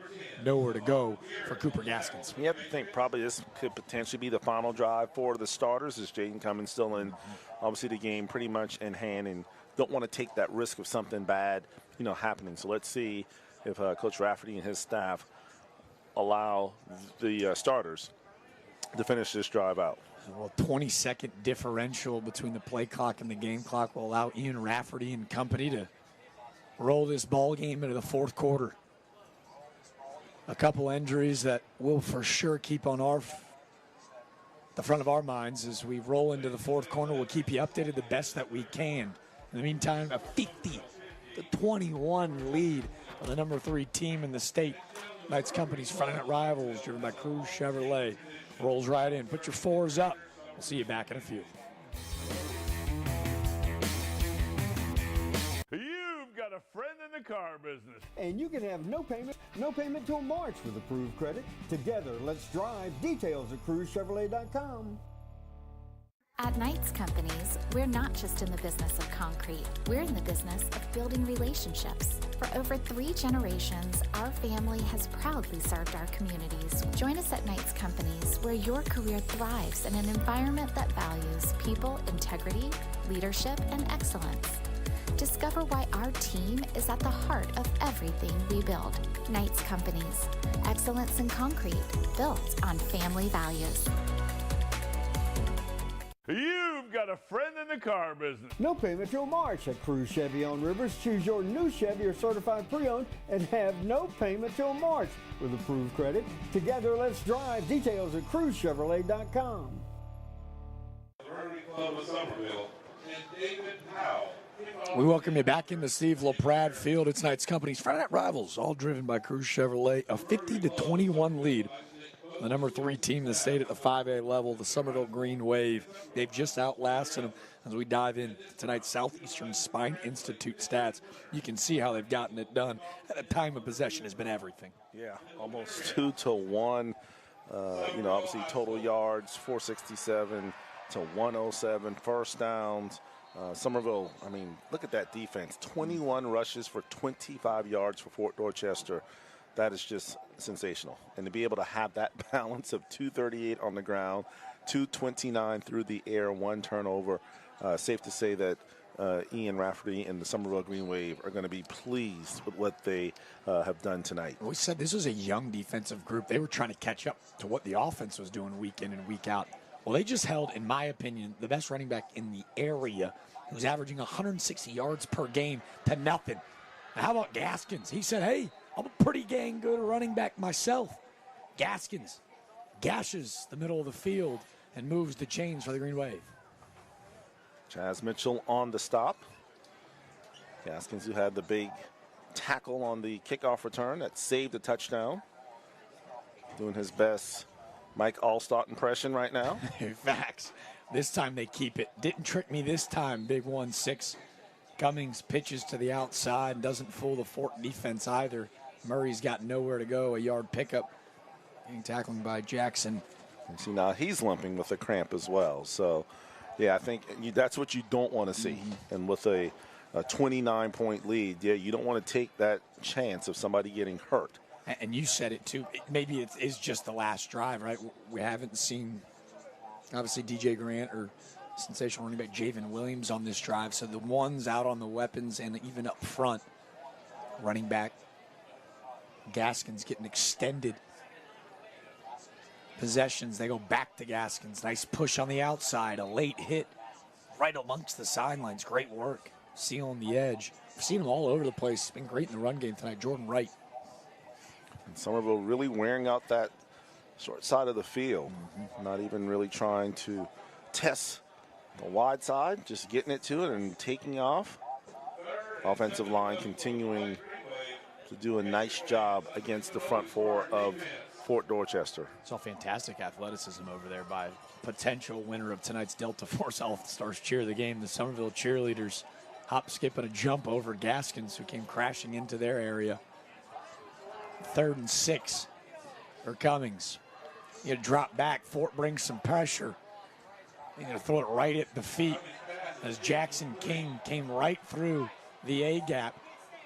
You can see Fort, Somerville, tensions high. Great sportsmanship as King gets Cummings back to his feet, forces the 4th down on the quarterback hurry. Looks like there was a late penalty flag on the play as well. That's really late. Maybe a late hit on the quarterback, you think? No, he'll wave it off. Yeah. Yeah, that was a smart decision by just say, you know what, 4th down, let's give our field goal kicker an opportunity here to put it through the uprights. Love it for the time and place, right? Bennett Kelly, 3 of 5 on the season from field goals. He's got a big leg, really efficient in the PAT. They just don't use him because this Somerville team never settles for field goals. Constantly going forward in 4th down. Great opportunity to instill some trust. Kelly. Bennett Kelly, the senior kicker. It's up and just short. Oh, it appeared to be, what, a 39-yarder? He kicked it about 38. I don't think that snap was clean.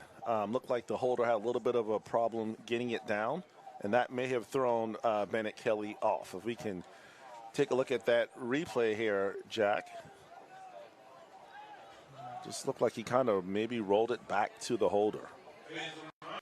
I say Cooper Kafina, the holder, get another look. You're right, it absolutely was. Maybe unable to get the laces out. Great effort to just even put it in the vicinity. Tough snap, but Bennett Kelly's field goal left short will leave the score at 50-21 with 10:36 to go, and Fort Dorchester will send back out Banks Wickersham. Starting to see the 2nd string defensive unit for Somerville as they've got a 2 quarterback set in. Excuse me. Wickersham fakes the handoff to Kevin Johnson. Tussles his way out of bounds for about a 7-yard pickup.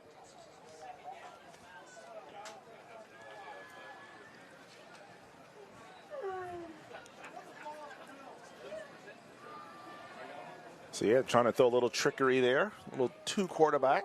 Maybe the double pass. I love it, man. I know if you're a devout Friday Night Rivals fan like we are, when you think about that Fort Dorchester and Ashley Ridge game, Ryan Campbell had close to over 320 all-purpose yards. It'd have been 400 if his kickoff return for a touchdown didn't get called back. But Banks Wickersham, as we get a low snap, Kevin Johnson's wisely just going to fall on it as Fort Dorchester onto their backup center. Wickersham was the lead blocker all night for Ryan Campbell, so you know he's gritty and tough enough to handle the physicality of the Somerville defense. But again, with under 10 minutes to go and some miscues in that backfield, Somerville's just relentless. That was a special performance. I had not seen a performance like that literally since watching Reggie Bush at his Southern Cal days. I mean, that was special. We love our hefty player comps, but that one was spot on as another errant snap. Johnson, just the athleticism to get to the rock. He was chased down by the Will linebacker, J.T. Williams. That'll be Williams' 5th tackle for a loss on the year. And Fort's going to have to send out the punting unit.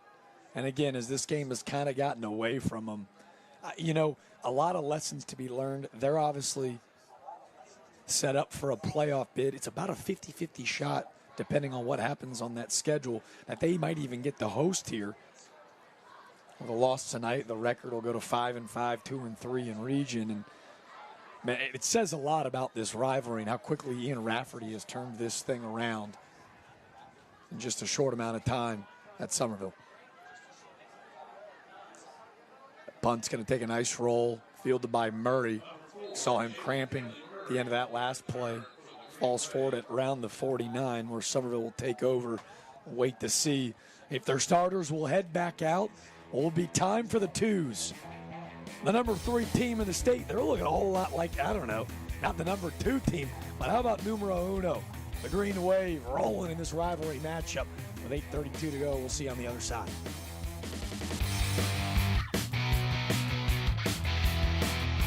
These are our neighbors. When one of our neighbors needs help, we want to be there for them. We want everyone that comes to our office to leave satisfied. Then we know we did our job. If you were a loved one or injured in South Carolina, call us. We're those thumbs up guys. Rapid Repairs is the standard for electrical repairs in the Lowcountry. We offer our clients a peace of mind with a professional experience that delivers industry-leading guarantees and straightforward pricing. With over 20 years of experience, our licensed experts handle everything from inspections to installations and repairs with precision and care. Call now and get a 10% discount on your first service. You deserve the best. If your home needs repairs, call Rapid Repairs.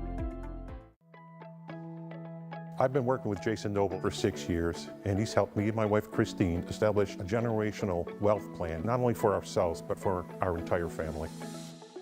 Call today to get a clearer picture of your financial future.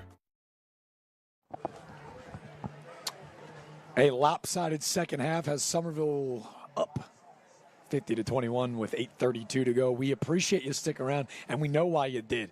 This was the closest margin of defeat for tonight's Delta Force All-Star Cheer of the game. Come on, the results brought to you by Delta Force All-Stars Cheer. Somerville's going home winners on the gridiron and for the cheer squad. Look at the margin of this deficit, though. Whoa, close call for Somerville. The Green Wave trying to complete the sweep, the cheerleading competition, and the football game as well. Congratulations to the Green Wave cheerleaders. Say thank you to Delta Force All-Stars, the proud sponsor of Delta Force All-Stars, cheering on all Lowcountry high school sports. Before we get back to the action, let's kick it back down to Trooper Bob. I think he's got another update for us. Hey, guys, you guys were talking about that crushing blow the Fort Dorchester player took earlier that caused him to have a concussion. Actually, he just got carted off the field 3 minutes ago, and he's headed to the hospital. Now, number 0, he was dealing with a leg issue on his left leg. They actually taped up his ankle, and they tell me he's ready to get back in there and play. But unfortunately, they're taking a big hit here on the Fort Dorchester side, and we certainly, our thoughts and prayers are with the entire team and their families. We welcome you back upstairs. They're going to go back in the air. Cummings to the end zone. A bit underthrown. Great defense on the outside. Blanketed coverage from Jordan Wright. Intended receiver on the outside was Kamori DeWeese, the junior slot receiver, taking the top off. But going back to Trooper Bob's update, so thankful for him keeping us in the loop because, again, that hit on White was scary. Yeah, indeed. And of course, when you're talking concussions, that's when it's really serious leg injury. So hopefully he will be okay for sure. Hope it's cautionary as they send him over to the nearest hospital. He'll be joined by William Artray. And this is where, again, the game put in perspective is Fort Dorchester and company just rooting for health, as Somerville just rooting on more offense. Cummings out of the backfield finds DJ Grant, the junior. He dances. He hits a little L2, R2 juke move, fall forward for another purpose-driven athletics first down. Still got the ball, but no helmet. Coach Rafferty, you see a lot of penalty hairs with the emotion start to kick in. Yeah, you could almost sense it. Right. It's been kind of bubbling all night long. And, of course, I was literally just about to say that Coach Rafferty taking a play out of the Steve Spurrier playbook where it's not our job to stop scoring. It's their job to stop us. And so, as you can tell, with the passes and still, throwing the football here, I think Fort Dorchester just starting to get a little testy. They got all of their twos for the most part in the game, and as they look to kind of clear things up, you can see the notepad is out, which means there are going to be a couple penalties handed out. Harry Wagers and his crew done a great job of making sure that it stays at just a bubbling simmer instead of getting over the top. We'll wait his announcement. You got to imagine it's going to be unsportsmanlike. And they often say it's always the second guy every time that gets caught. And to your point, right, taking on the Steve Spurrier model, right, when you look at this rivalry as a whole, I know that there's a big lead. He probably doesn't feel it. Ian Rafferty has yet to win here at Fort Dorchester as the Somerville head coach. Since 2014, Fort Dorchester. Ball. Personal foul by the defense. Half distance to the goal. First down. So we're not updated on the number. I'm sure that was disclosed with head coach Sean Lorenzano, but it will be 15 yards and half the distance to the goal.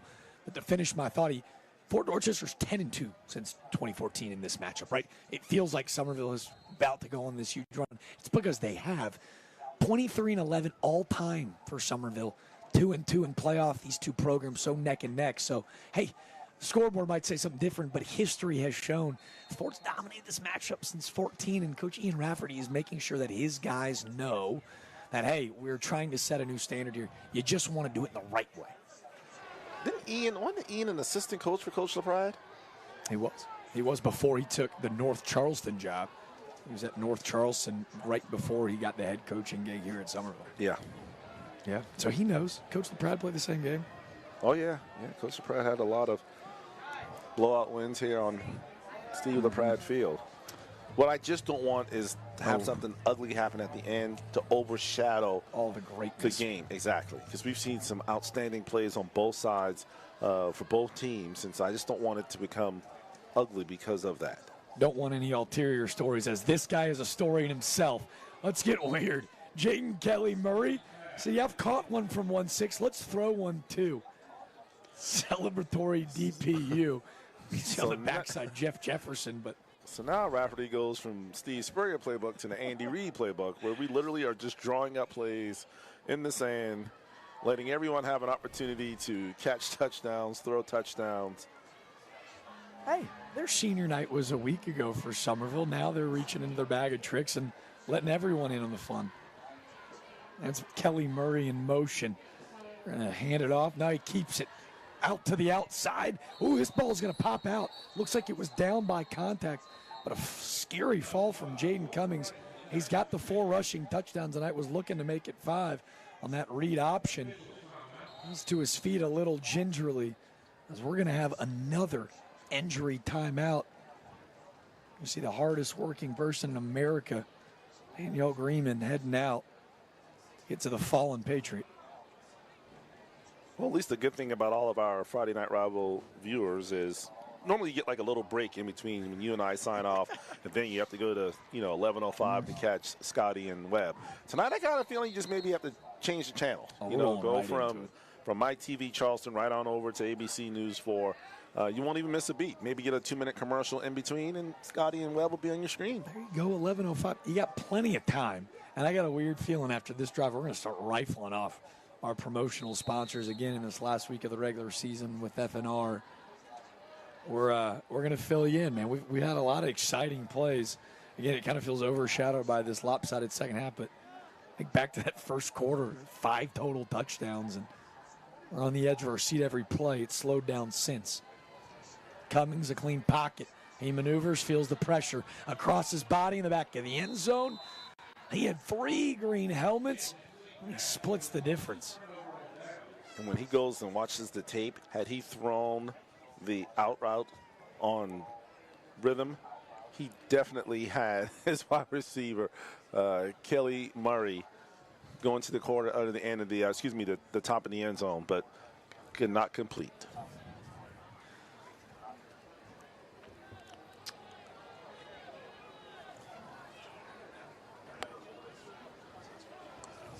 $6:31 to go.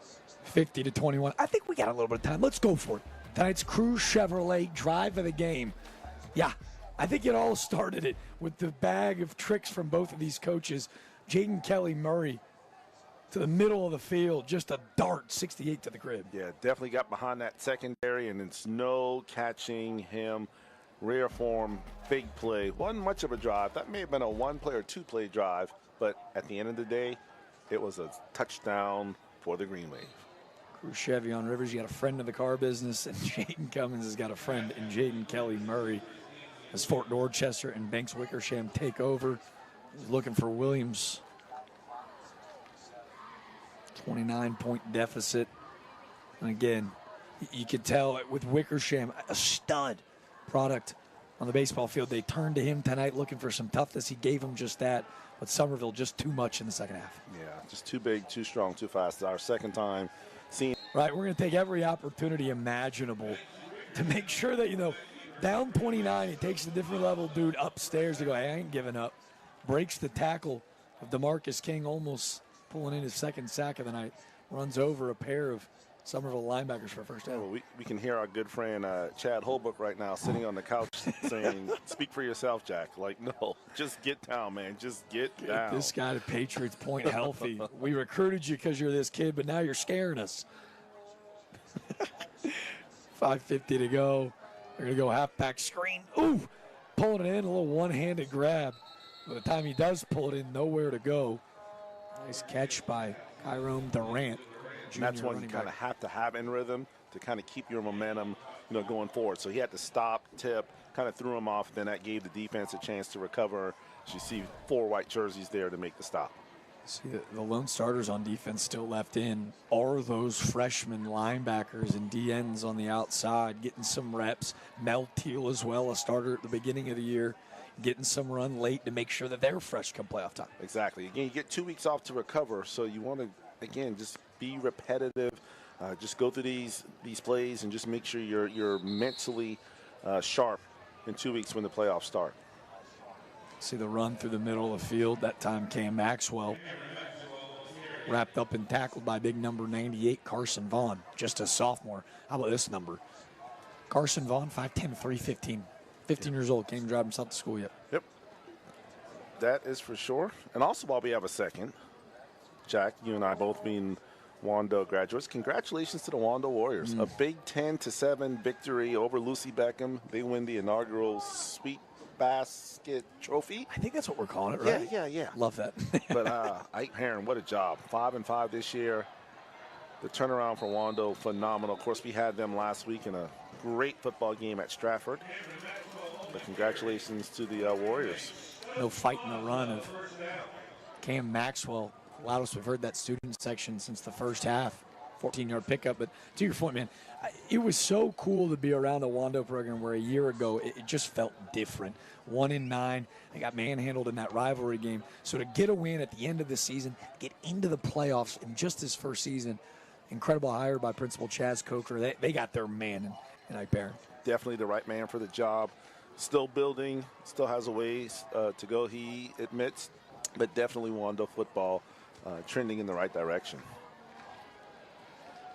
Little drop-off pass. This time Maxwell again on the outside. Make a man miss. Make another guy miss. Wrapped up and tackled by Jacaden Pendergrass. Hit you with a Lee Corso. Not so fast. We'll see if it stands. It's a penalty behind the line of scrimmage. A legal shift. Both of those guys were moving in the back. So a great play, but all for naught. 3:30 to go. Big 16-yard pickup. All for naught. Who's your Texas Longhorns got tomorrow? I think, thank goodness, it's a bye. Oh, okay. Who your Clemson Tigers have tomorrow? Louisville tomorrow night, 7:30. That's a scary one. Yeah, that's a scary one. This is November now, so college football. I think the first rankings come out Tuesday. I think at 7 o'clock. So it's gonna be weird seeing 12 in there. I know. You know what I mean? It's gonna be talk about a longer game tonight. It's gonna be a longer announcement on all 12 seeds. Little jet sweep. They hand it off to Worthen makes a man miss. Looks like he's pushed out of bounds finally by the youngster Jalen Pryor. But yeah, Jack, it really is the best time of the year if you're a sports fan. Just a great. I guess the games were great, not necessarily maybe the series, but World Series ended earlier this week. You got the NBA, you got college football, you got the NFL, you got hockey going on. I mean, it's just high school football. College basketball starts on Monday. It's just a great time to be a sports fan. It's the best. You talk about October, playoff baseball, the best of the best, but you get the excitement, the buzz around college basketball around the corner of the NBA. This sports equinox, so damn special. Speaking of special, in baseball, I know obviously you're a baseball lover. I mean, the scary part is the Dodgers have all those dudes back, and Ohtani will be pitching next year. They're not going anywhere. I mean, everybody's under contract. Right, they're an all-star team. Don't get me started. Jeez. They're so good. And I heard they may even go after Juan Soto. I'm like, okay, now that's just That's ridiculous. Silly. They got these guys on loan payments. Oh, nice hands. Oh, how about that? Great footwork to evade the pressure. Oski. The sidearm throw from Wickersham. We got our first Oski of the night. The second turnover, the first of the night caused by the Somerville Green Wave, ends up in the hands of Jacaden Pendergrass, the young sophomore. The first interception of his career puts the final nail in the coffin. It's almost like, oops, look what I found. I think he was trying to get in position. The ball came right to him. Great hand-eye coordination to secure it. Got an opportunity to yell Oski, and that'll put a bow on this one as the Green Wave. The defense elite tonight. The only blemish giving up that 6-yard touchdown run early on. Somerville took care of business tonight. Spawn Carrot comes up and makes a big tackle, and to your point, Jacaden Pendergrass, just a sophomore, in that position last year at free safety was Jaden Kelly Murray, another now fellow sophomore. They needed someone to step up. Pendergrass, great size, 6 foot, 185 pounds. He's another dude that's got big-time power forward aspirations just because of his size at the position. I mean, just dudes all over the place. And that's what you need to be a good football team, guys that can run, guys that can catch, guys that can block, and have great speed, and that's what this Somerville team has.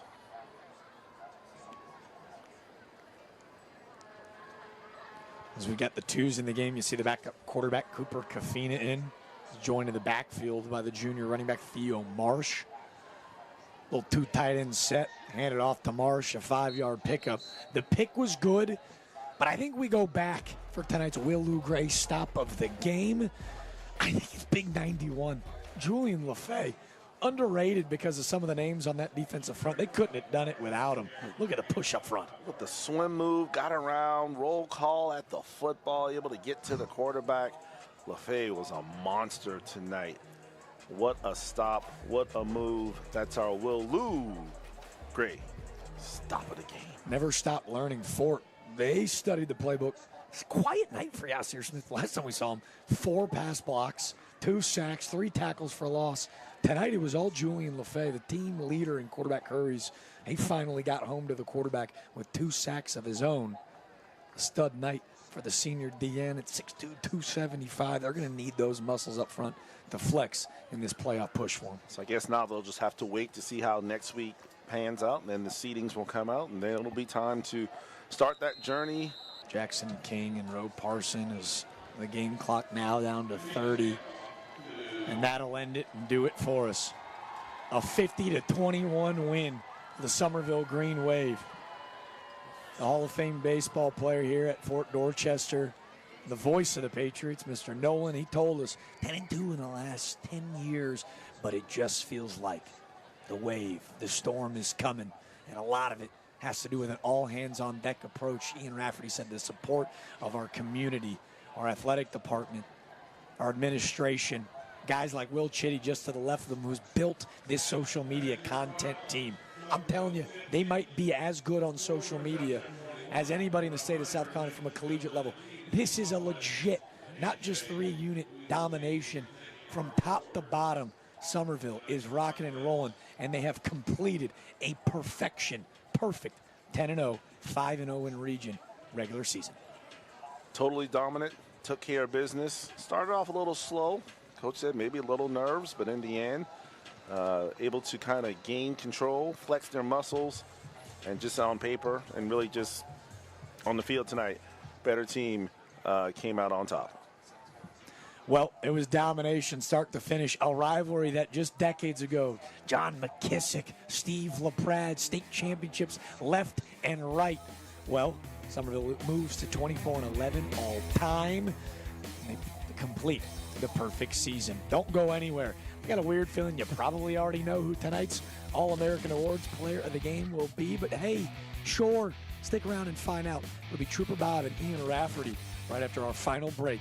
As tonight's Knights Company's Front End Rivals, driven by Cruz Chevrolet, has come to a complete. The Green Wave, the number 3 team in the state, cements it, a 50-21 victory. See you on the other side.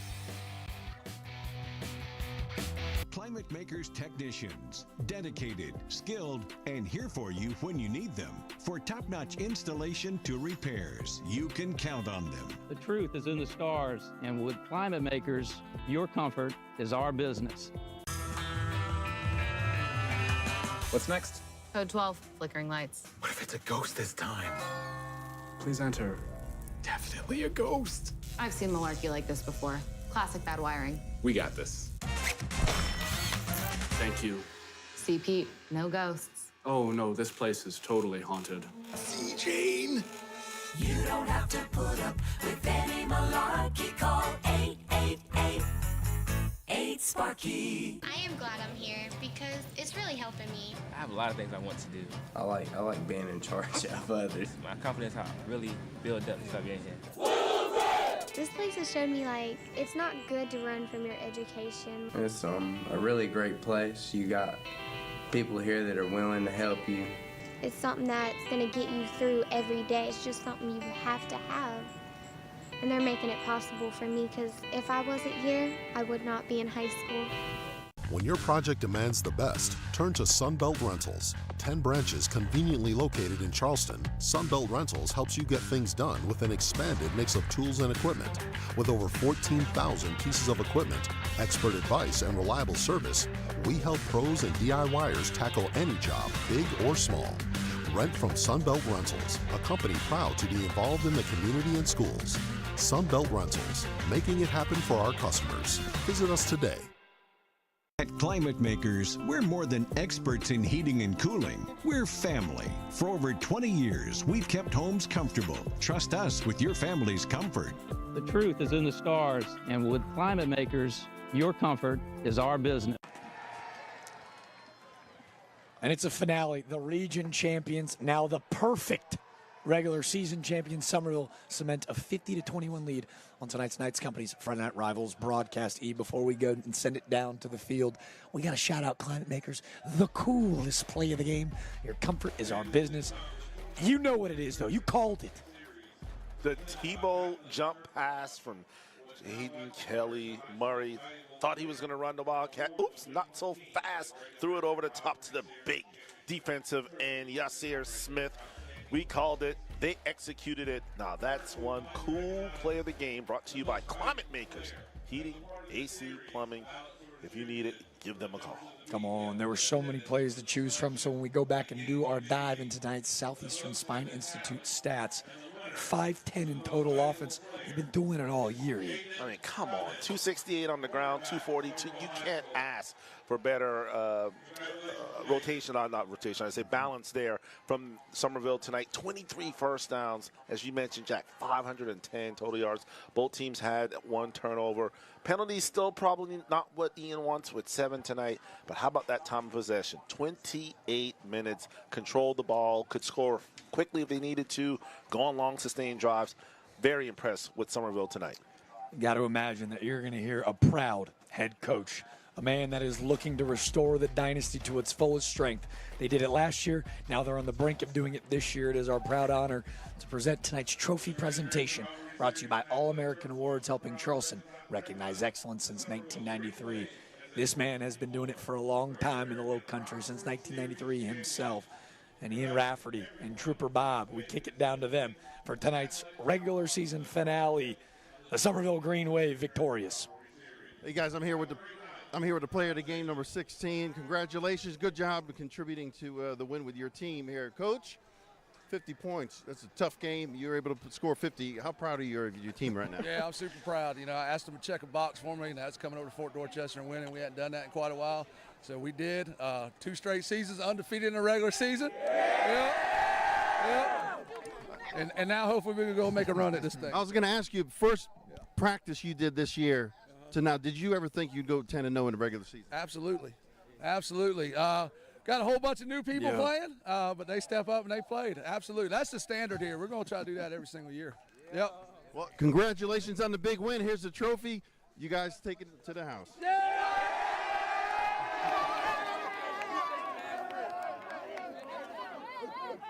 don't hope to win, they expect to win. And when you have that mentality, that culture, that's why the green S is being held in the air.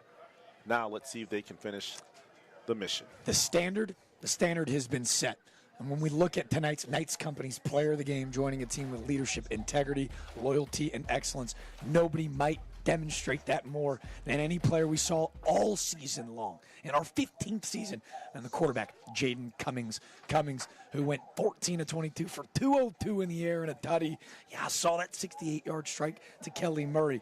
But 4 rushing touchdowns, 12 of 80. He has done anything this team has asked him all season long, and tonight, the perfect representation of it. Yep, a senior leader doing whatever his team needed to get them to victory. A successful, undefeated regular season behind the arm and the legs of 16. But the best thing about it, Jack, he doesn't have to do it by himself. He has so many weapons. He can pick and choose his spots when to be elite. Tonight, he was elite. Somerville with the win, region champs. They're handing out those rivalry hats, a huge win as the rivalry series was in the building tonight for our Knights Company's Friday Night Rivals regular season finale. Jaden Cummings, the Dartmouth quarterback, is heading to take his talents to the Ivy League next year. Our 15th season of Friday Night Rivals, these are the stories that we love to tell. A rough night for Fort Dorchester. They will surely regain themselves to pure form as Sean Lorenzano makes himself very present in this community. But again, none of these stories are possible without our unbelievable sponsors all year. From Knights Companies to Cruz Chevrolet, Mr. Sparky, the Thumbs Up guys, Delta Force Athletics, Climate Makers, Trident Technical College, Sunbelt Rentals, Purpose Driven Athletics, Will Lou Gray All-American Awards, Rapid Repairs, and Southeastern Spine Institute. We read them all off because none of this is possible without their support. What a great year, our 15th year of doing Friday Night Rivals. Thank you to all our sponsors. Jack, man, it's been a pleasure as always working with you. Don't forget, 11:05. About 25 minutes. Make sure you tune over to ABC News 4 to catch Scott Eisberg and Webb Wright. Highlights from this game, highlights from Wando and Beckham, every other game going around the Low Country. Scotty and Webb, they'll have it for you.